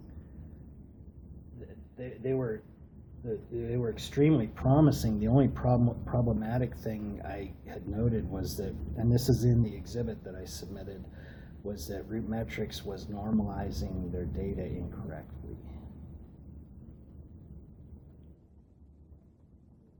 And this would have the effect of inflating Verizon's performance relative to the other 3 large telcos. And is this the issue that I think you previously testified T-Mobile was aware of and people were generally aware of, so the public knew about this? It was public information.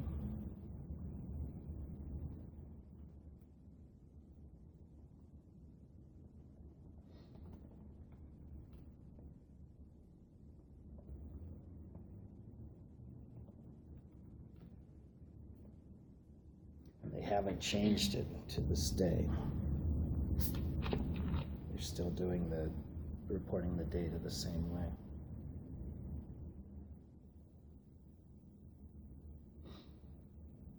So did you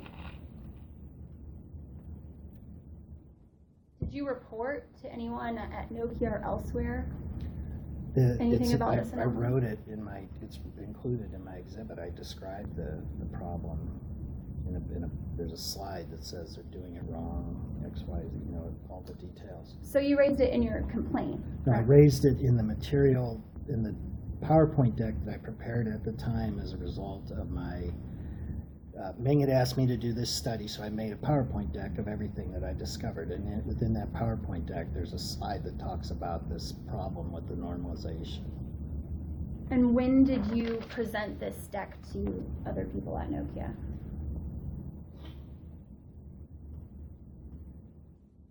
It was a working deck that Ming and I traded from time to time. It was, added. We were adding to it, and then after the Kevin meeting, Ming gave me no further guidance to work on this.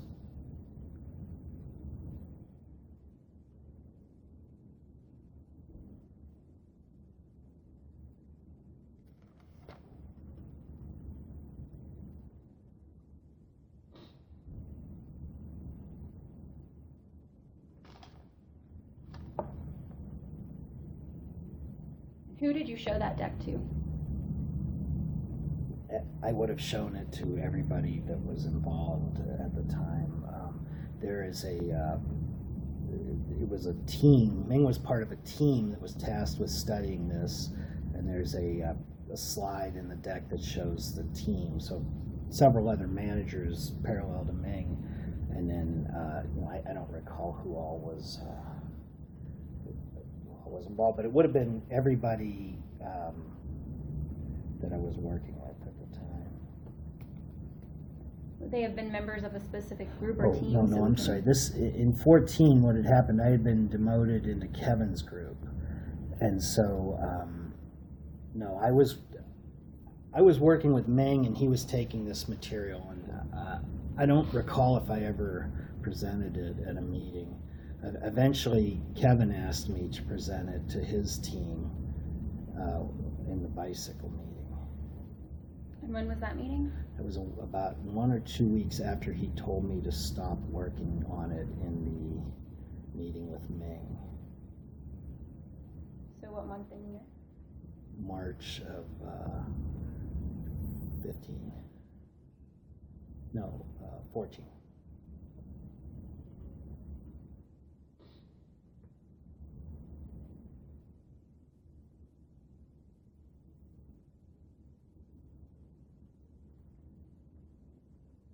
Was this the only time you presented that deck in March of 2014 at Kevin's request? That's the only time I recall publicly presenting the material. No, the deck that's in the complaint is my working deck with all of the material. The deck I presented to Kevin's meeting, after the illogical meeting where he told me to stop working on it, he asked me to prepare a 10-minute talk for a group meeting that he was flying in to attend. So this was a smaller deck that showed the highlights of what I had found. But that was the only public presentation you made about this anomaly, this problem. Yeah, that I can recall, yes. Did you report?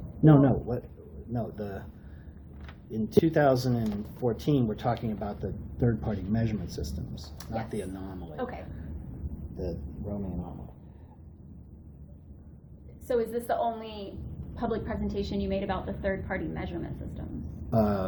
At 2014, and I subsequently continued to advocate for these measurement systems until I'm demoted in 2015.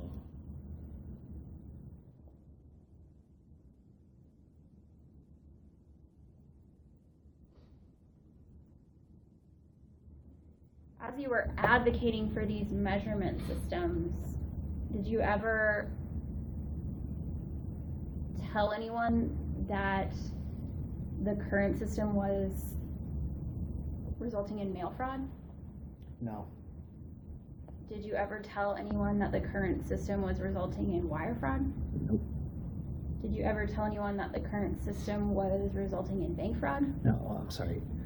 You mean in 2015 or Yes. 14? Yeah, no. I am not aware of any fraud until much later. In fact, I'm sorry. I'll let you go through your- Sure. As you were advocating for these systems in 2014 and 2015, did you ever tell anyone that the current third-party measurement systems were leading to mail fraud? No, and I wouldn't have said it like that. I would have said the third-party systems can detect mail fraud, but I did not know it was mail fraud at the time. I had no idea there was any fraud at the time. Did you ever tell anyone in 2014 and 2015, as you were advocating for your new project, or otherwise, that these third-party systems can detect wire fraud? No. Did you ever tell anyone that these third-party systems can detect bank fraud? No. Did you ever tell anyone that these third-party systems can detect securities fraud? No. Did you ever tell anyone that these third-party systems can detect violations of an SEC regulation or rule? No. Did you ever tell anyone that these third-party systems can detect violations of other federal regulations or rules No. related to shareholders? No. So at that time, in 2014, did you think there was any fraud going on related to these third-party systems? When I got the pushback, when I was told not to work on it, it appeared that, I knew something was wrong. This was an extremely promising technology, and, if you're an auto mechanic and you're told you can't open the hood of the car, something's going on, but I didn't know what. Were there any other facts that made you think something was going on, or just that you were told not to work on that project anymore? The fact that it's an extremely promising technology that I'm told that I can't work on is the leading reason I thought that something was amiss. Are there any other secondary reasons? No. Well, I don't know, but I mean, that's the main reason is that. As I said, there was this normalization problem, and then furthermore, Rachel, that's a good question. I had been blacklisted since '09, and I had the impression that something was being hidden, something possibly at Edge Cell, but it was vague and nebulous. I didn't know why I was being blacklisted. I just had a string of incidents that were anomalous, and so I knew something was wrong. Something was going on.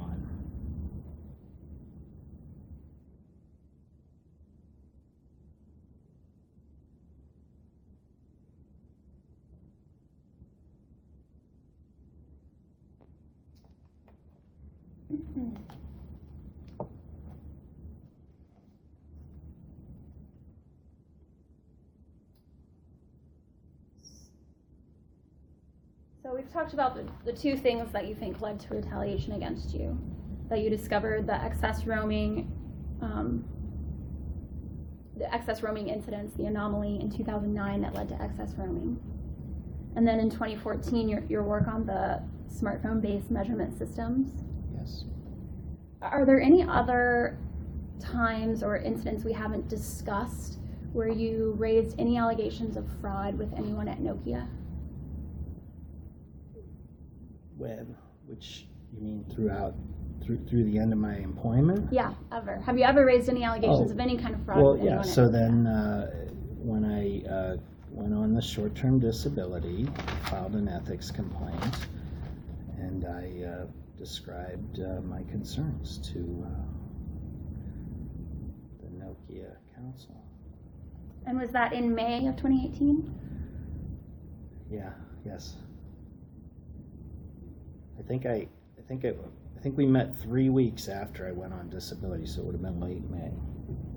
And is that the first time you raised any concerns about fraud?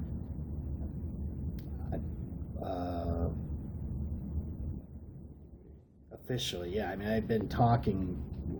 So when this project gets canceled, or silently canceled in January, I spoke with many people about what the reason might be, and the consensus view at that point was still this that they were hiding something for Verizon. Who were these many people that you spoke with starting in when the project was canceled? Well, so as I mentioned, Brett Behrens and Julian, and then I don't know who all I talked with, but it was many of the people involved here. Jane, Matt Crane, Dave Rossetti, Sidney Bryson. At this time, I was now in a service desk position, but I would still contact these people. So what had happened is when this project was initially given the green light in late 2017, I had started email chains with a lot of people. So there's some rather large email chains that this is all discussed on. And was this with your Nokia email? Yeah, officially at Nokia.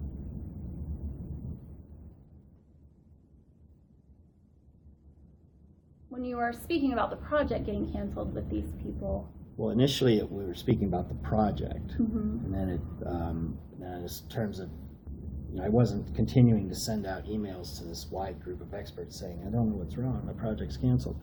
I just stopped sending emails out, but whenever I would see people, they would ask me what's going on and give them the update. So these were verbal updates. Non-formal, passing in the hallway type of things. It's a variable. I mean, the people that Brett would have been was looking to get a position on the project, so he was in my hip pocket the whole time. Sriram Sundar, he was the second person after, there were 3 people who were extended offers of employment as a result of this, and Julian declined, but Brett and Sriram Sundar were the next 2, and those 2 sat in my pocket the whole time the wild goose chases are going on, what's going on, whereas Julian, never heard him, saw him again, so that's why I think, that's why I told you what I think happened. When you were speaking with these people, did you ever tell them that you thought Nokia or the other service providers were committing mail fraud? No. Did you ever tell them that you thought Nokia or the other service providers were committing wire fraud? No. Well, we thought that there was some kind of technological fraud going on, but the words wire fraud were never used in quotes, but some sort of technological fraud was happening, so that, would not be, it would be plausible. If somebody would have said it's wire fraud, it wouldn't have been implausible. It would not have been an implausible notion. And what were the facts that gave you, that you think makes it plausible that there was technological fraud going on? Well, the first was this, as I described, they normalized the data in a way that benefits Verizon. But then secondarily, there's they don't want any tools to come to market which will allow precise measurement of their treatment of mobiles, specifically an edge cell. So that was everybody's odds-on favorite explanation as to why the Shannon project was canceled.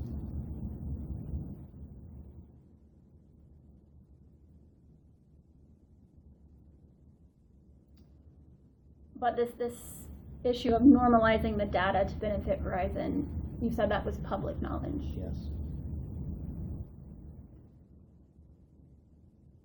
That's not common public knowledge. It's a detailed point that you would have to think about for a few moments to understand. But the CEO of T-Mobile has raised this issue in public statements that he's made.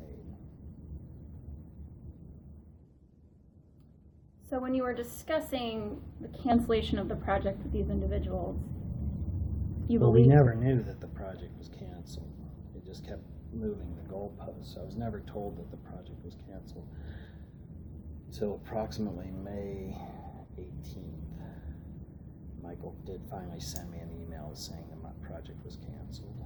And that was after you went out on short-term disability leave, right? Did he say why the project was canceled? I believe he gave another excuse involving the Bell Labs project. And then maybe not that time. This was after the project was accepted to the AI conference, and I had a second meeting with Michael, and he reveals to me that he hadn't read any of the material. So at that point, I was done with Michael. I knew that something was going on, but he subsequently, about a week later, sent me a letter saying he talked with his manager, and he said there's no way this project can move forward. Remember, that's what he said. No way that doesn't see a way this project can move forward. It's in an email.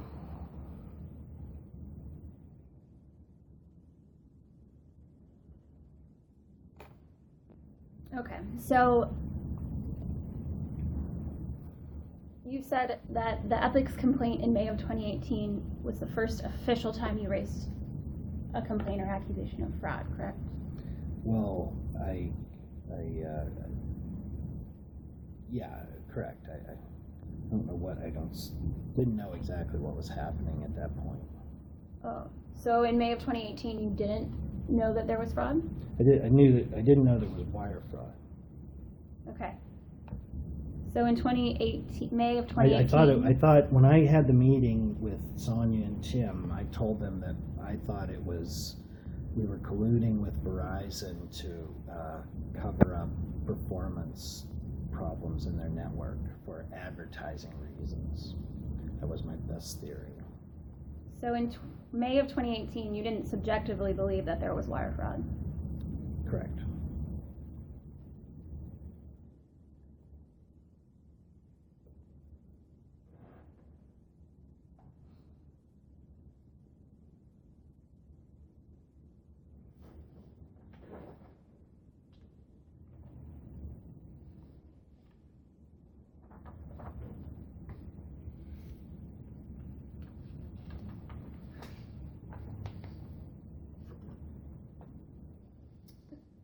court reporter has handed you an exhibit.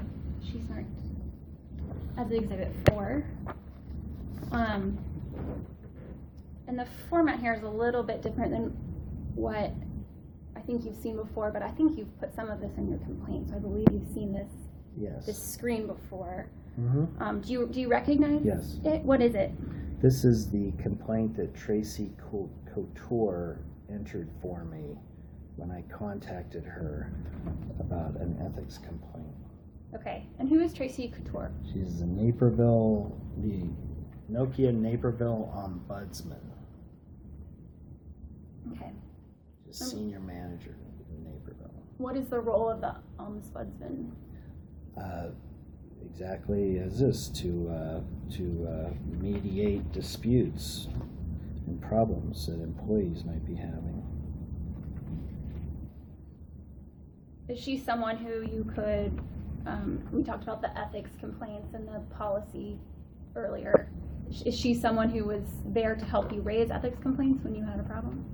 I contacted her and I described the situation, and she wrote this. And we did not have, we had a couple more email exchanges, but she was not, we had a phone call. It was one phone call and then several email exchanges. I guess what I'm trying to ask is, how did you know to contact her? Why did you contact her? It was from the ethics material. Okay. Well, I don't remember how I got her name precisely. Somehow I got her name. Okay. And if you'll look at the second page of this exhibit, under where it says details, Mm-hmm. Yes. if you can read that portion of the exhibit. Ken delsignore, an employee of A&A Nokia Software, has been involved in a mobile networks project, that's MN, potential project for over 6 months with a person from Mobile Networks Invention Acceleration Program. His proposed project is to create a new device application that would provide better and more detailed analytics on the UE. That means mobile phone. UE equals mobile phone. User equipment is what that stands for. Detailed analytics on UE performance that would be available to the user and not just the carrier, like root metrics. The project was delayed suddenly in early February for unknown reasons after he was working on it for over 6 months with no explanation to him of any details, which has caused suspicions on his part that there might be collusion between Nokia and a carrier service provider. Ken would like a lawyer assigned to him on potential SEC violations per the whistleblower program. He is also concerned about damage to his career as a result of this project being delayed and or unofficially canceled. Is that a fair summary of the complaint that you raised in May of 2018? Yes. Is there anything in that summary she put together, I guess, are any of the concerns that you were trying to raise left out of this summary? Not that I know, not that I recall. Okay. So you think that Tracy, when she put this together for you as the ombudsman, correctly summarized your concerns? Yes.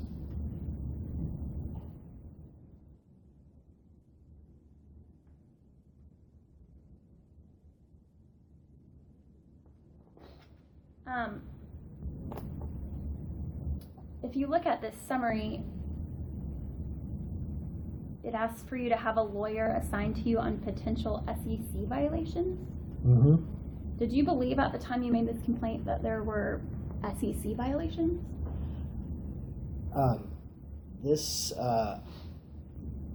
So I began to learn about whistleblower laws shortly after going on short-term disability. And the first area that I found was the SEC violations. And in particular, I had described the issues with root metrics, and I knew that Verizon used data from root metrics extensively in their SEC mandatory filings, as well as in messaging to investors. So my working assumption was that there could be SEC violations in here. I was at that time unaware of all of the other types of I was just learning about whistleblower law at that point. So that was what I knew at the time, and that's why it appears like that. And how did you know that Verizon used root metrics in communications with the SEC and with shareholders? I looked it up in their annual reports.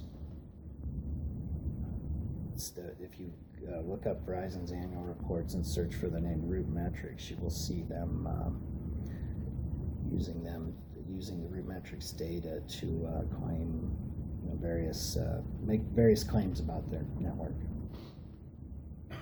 And how did you think that using root metrics to describe the performance of their network was violating SEC regulations?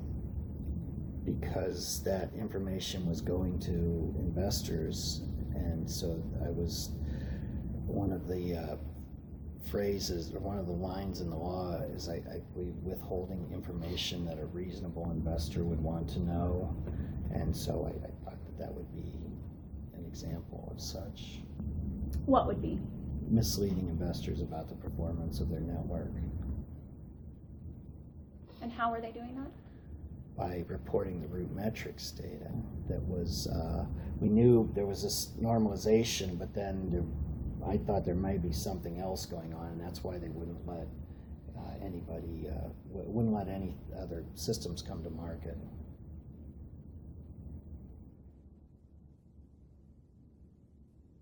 So my working assumption was that they were doing something at edge cell that would inflate their apparent network performance, but as I said, there's just opposite effect where it seems like it's better, but it's not.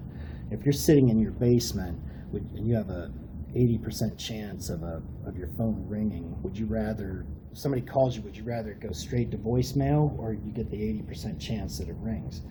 From Verizon's point of view, it's a 20% chance that it's going to be a failure. So if they don't deliver that call, then they're not going to have the failure. The way they know not to deliver that call is that most mobiles don't move throughout the day. They're very stationary, so the recent interactions can be used to determine whether or not to deliver subsequent calls.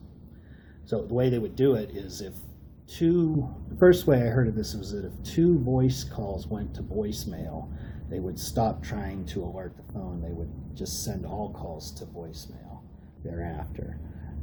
So that your phone stops ringing until you make contact. So this had the effect of inflating the voice page response rate. This was an earlier example of this pernicious effect I described, and it wasn't in Verizon, it was in AT&T where they were doing this. So at the time, myself and everybody I was talking with thought that Verizon is likely hiding something at edge cell, and that's why the project was killed.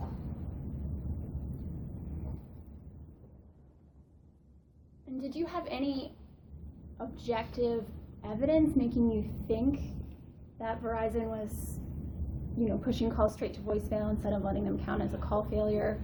No, Let me finish my sure, question. sorry. Other than your subjective idea, your assumption, your theory that it would work and that it would explain why your project hadn't gone forward? Well, so this AT&T had done this. This was a known thing within the company that they had done this with voice calls in order to inflate their page response rate. So, but no, I didn't have any objective data that indicated Verizon was doing something similar at the time. But other than the fact that I was anomalously being told not to look specifically at that area of the technology.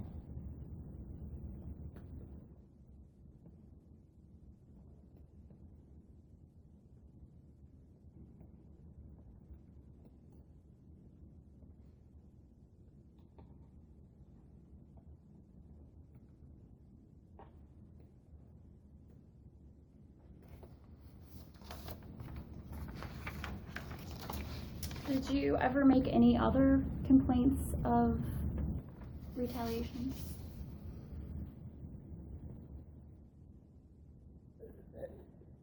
No, but you mean before I filed the ethics complaint? Well, I guess did you make any complaints of retaliation before you filed the ethics No. complaint? Did you ever, oh, sorry, strike that. My question was, what I was trying to ask is, you filed this ethics complaint in May, Yes. where you raised a complaint that you thought there was Collusion with Verizon. with Verizon. Did you ever raise any other complaints of fraud or collusion? Subsequently, Okay, but not before May of 2018. correct. And what were the subsequent complaints? So, in August, at the end of August, I discovered that the underlying issue is related to the Universal Service Fund and not a Verizon advertising scheme.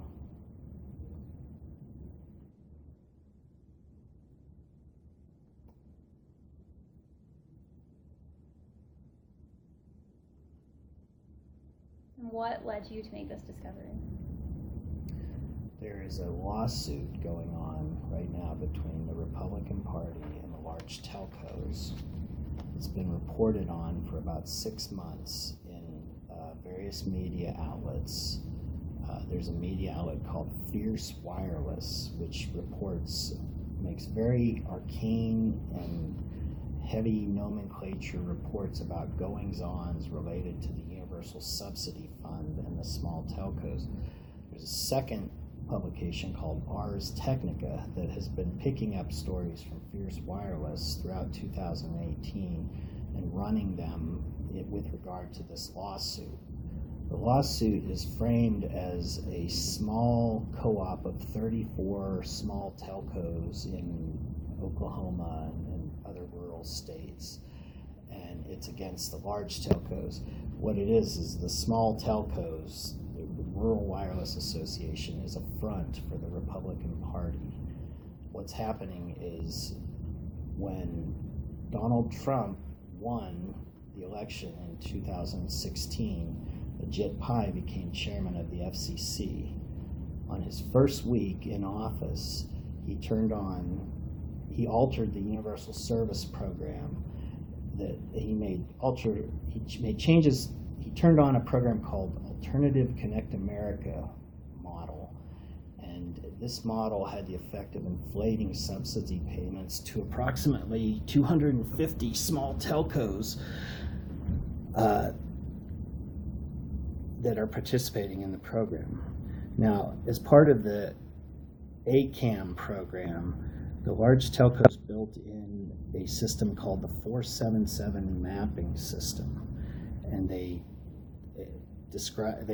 had legislation made that allows a measurement to be made by the large telcos, and this data is submitted to the government in what's called a 477 map. The FCC then uses that data to determine where the universal subsidy funds are going to go. So what's happening is the large telcos are trying to divert money in the ACAM program. They're trying to divert it to themselves. So because Donald Trump won and this ACAM program got started, many of these large telcos got millions of dollars a month in increases. Now they're fighting over it. And because of this fight and these articles in Ars Technica, I was able to piece together what was actually happening. And now at that time, I then had a new theory about why my project was canceled. And that theory was incorrect also. I can go into that if you like.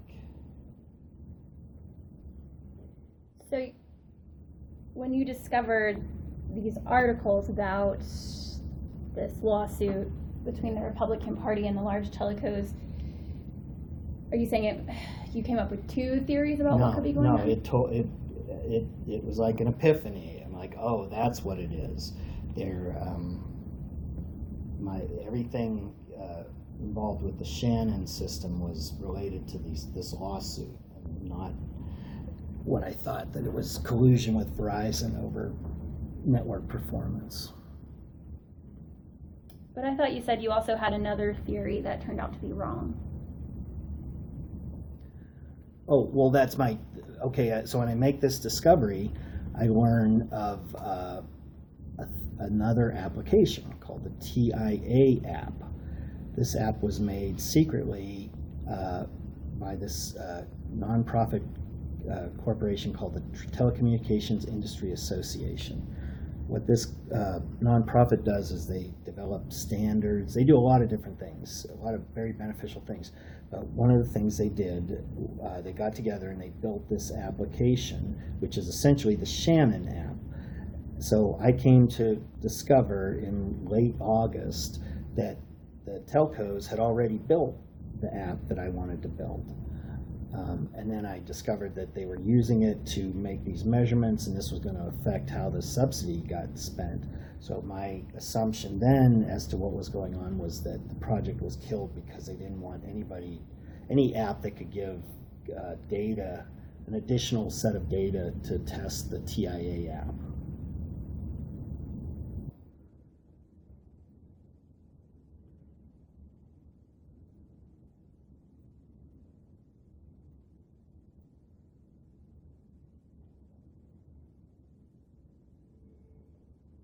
How did you learn about the secret app? Somebody in one of those large email chains I described, somebody mentioned it. What large email chain? I said when I was making the Shannon system that I was sending out large email chains to experts to talk, and these were generating feedback and talk. So this was an email from probably late 2017, if I recall correctly. I went back through all my email and I read that somebody had mentioned that there was a similar app done by the TIA. And that was the person told me we're not supposed to talk about it. I talked to somebody about it.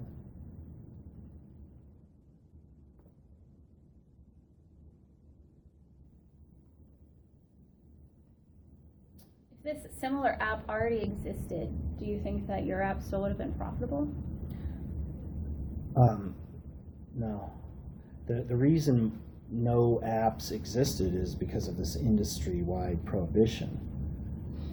Now, my app as designed would have been highly popular, and there would have been likely many profitable applications of it. The key thing with my app is I was going to make all the information visible to the users, and we thought that would drive downloads, whereas these apps were all secret. You wouldn't even know that it's running. It's likely to be running on your phone right now, measuring network performance, and you're not aware of it.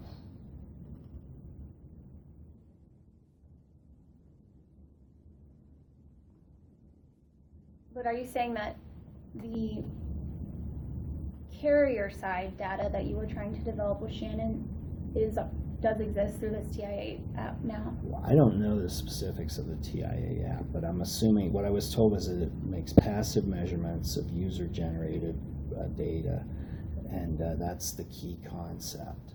So depending on what they've implemented, there would be various information available.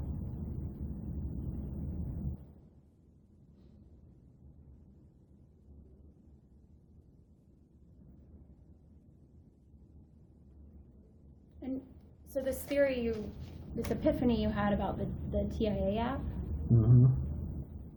do you still believe that? Well, no, the epiphany is, I'm sorry, so I learned of the TIA app in late August, and I began sending, I'm sorry, so what's your question? Do you still believe this theory that you realized about the TIA app? No. No, okay. And why not? It's wrong.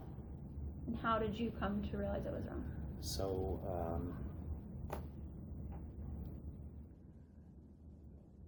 let's see.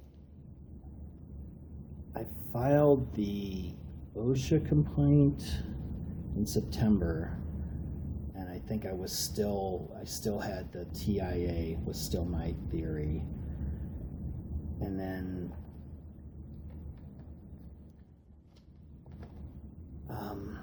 the first thing I saw, I started using the open signal system, which is another third-party measurement system that I also worked with extensively in 2014. And I went and looked on the open signal system at the Oklahoma Panhandle. That had to have been, let's see, that map appears,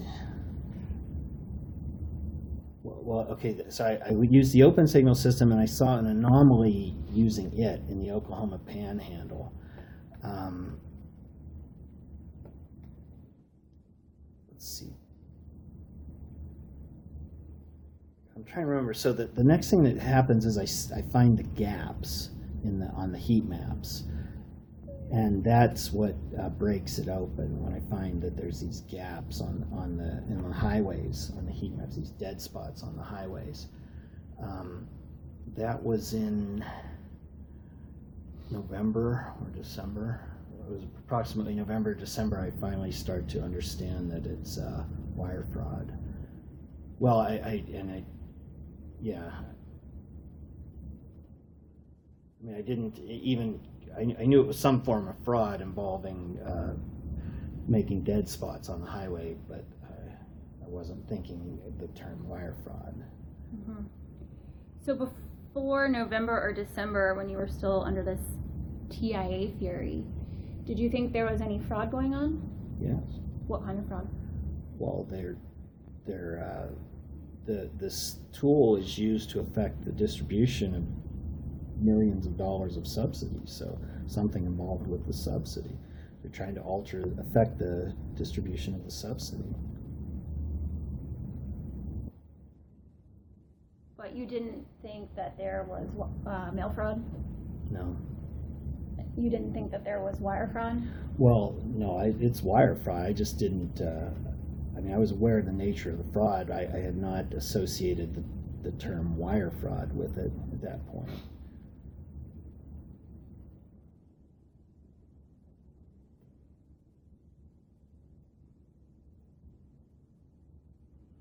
And what is your understanding of the term wire fraud? What do you think makes this wire fraud?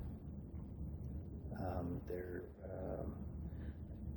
purposely detuning the network in order to generate inflated counts that allow them to collect inflated subsidies. And what makes that wire fraud? Yeah, it's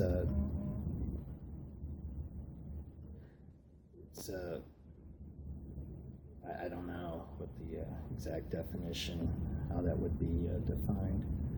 Something involved with transmission of information, fraudulent transmission of information. What led to you understanding these circumstances as wire fraud? Well, when I as I learned the Sarbanes-Oxley laws and the CPFB laws, I then came to understand that there were these specific federal statutes that the fraud has to fall under. I learned of it that way. So what made you think that these circumstances fall under those statutory? Because they are using the telephone system to steal money. And how are they using the telephone system? As I described, these subsidy counts are awarded in a number. Subsidy dollars are given out through a number of mechanisms. One of which is by providing roaming services to other large telcos. And this T-drop int study, this T-drop int parameter change What I had found in 2009 was that the roaming counts were not actually coming from people that were moving. They were coming from people who were stationary in their living rooms at night, all day long. Their phones, there's a specific scenario where a phone will appear to be moving, but it's not. And it was this scenario that my change to T-drop int would have completely eliminated the roaming counts due to stationary phones.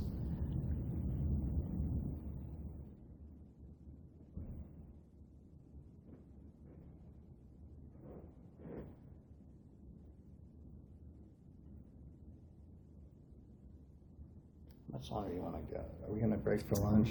Yeah, I just want to ask a few questions about the September complaint, and maybe we can take a break after that.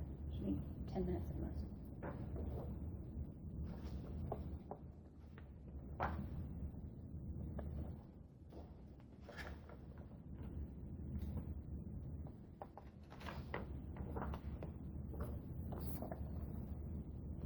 The court reporter handed you an exhibit marked as Exhibit 5. Yes. Do you recognize this document? Yes. What is it? This is the ethics complaint that I submitted in September of 2018. And is this the complaint that we've been discussing?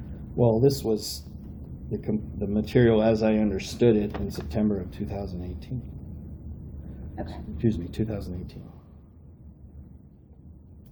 And you submitted this ethics complaint internally at Nokia? Yes. When did you first submit a complaint to OSHA?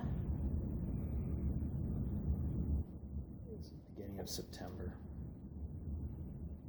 Of 2018? Yes.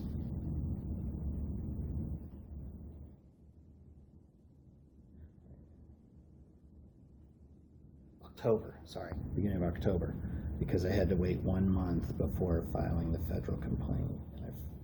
So it was October 7th.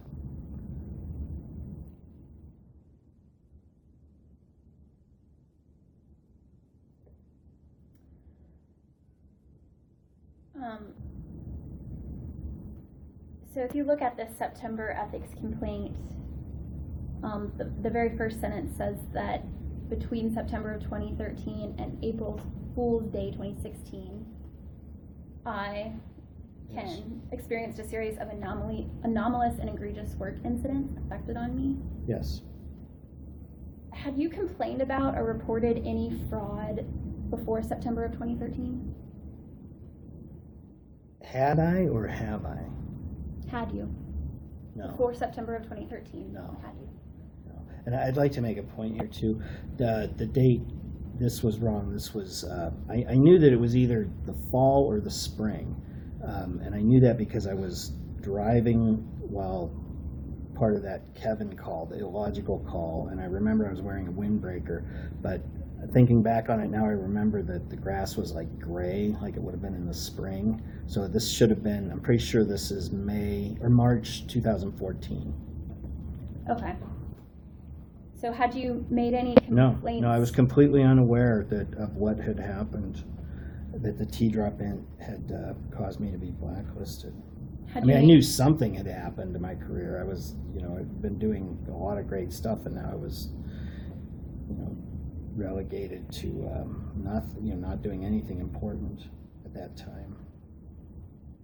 Did you make any complaints or reports of fraud before April Fool's Day of 2016? No.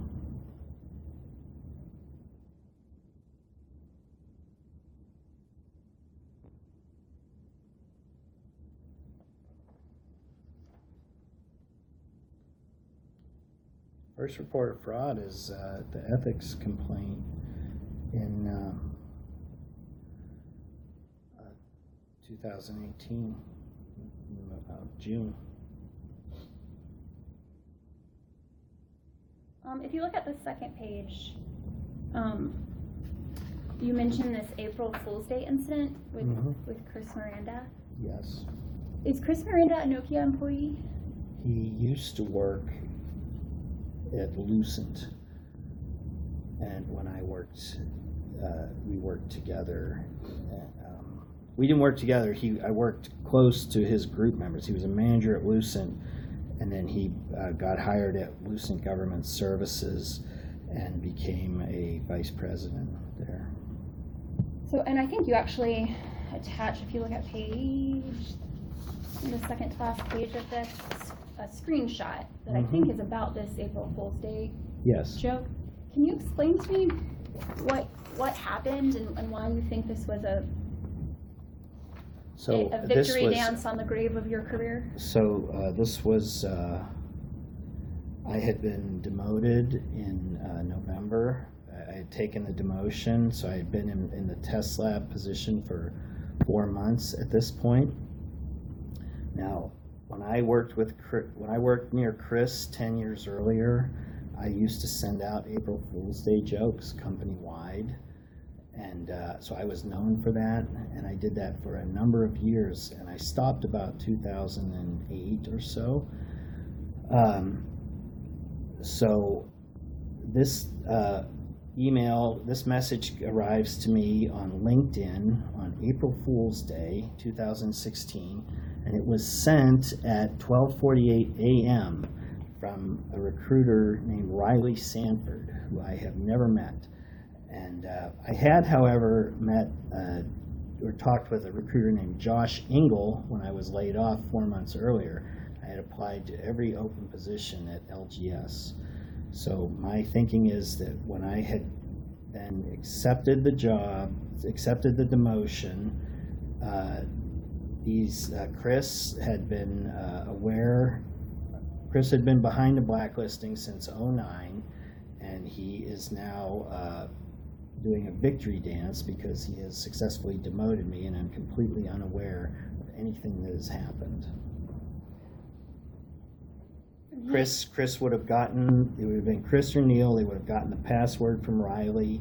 They sat up all night at 1 in the morning, 12:48 a.m., as it says there. They typed this up and sent it to me. But what this is someone inviting you to apply for a new job, right? Mm-hmm. Yes. So why do you think that was Because it was harassment? fake. How do you know it was fake? They didn't reply after I replied, or they blew me off. So this is an enormously, we can't wait, we'll have an offer out for you in a week, and then, well, I'm real busy, I'll get back to you. I don't have the rest of it, but he blows me off and never talks to me again. So he never responded to you again after No, that at all? he responded and he said, I'm real busy, I'll get back to you next week, the next day. And then I subsequently contacted Josh Engel a week or two later and asked him what the hell this was, and he never replied to me. Who is Josh Engel? He's another recruiter that I had contacted. He's an LGS recruiter that I had spoken with during my layoff earlier. And is this entire exchange, do you still have this entire exchange in your LinkedIn account? Yes. Did you produce it in response to our request for production? I included as I say in the document, it's, as I say in my filings, it appears to have been altered. It appears that somebody has manually altered the database record for this email, because it now appears 3 times in my LinkedIn email. And including the dates are even modified. On one of them, the date is 2017 on one of the copies. So what this probably means is somebody that didn't know exactly what they were doing went in and manually touched this database record. These systems, such as the LinkedIn email, they're highly debugged. You're not going to have a problem when you access your email. It's very debugged, but they all have a manual backdoor where somebody can go in and access the data and change it. And if you do anything wrong, you're going to mess up the automated system at the other end. So that's probably what happened. So I've included pictures in my filings. There's 3 copies of this that appear now. But have you produced these underlying emails to Nokia in response to their request for production? This is where you want my email accounts and you want access to my email account. So I've said we're waiting on a judge for that. And you're not going to produce that absent a court order? Yes.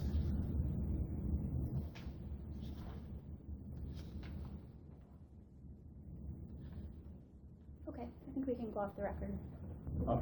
Off the record at 12:31 at the end of media unit number 2.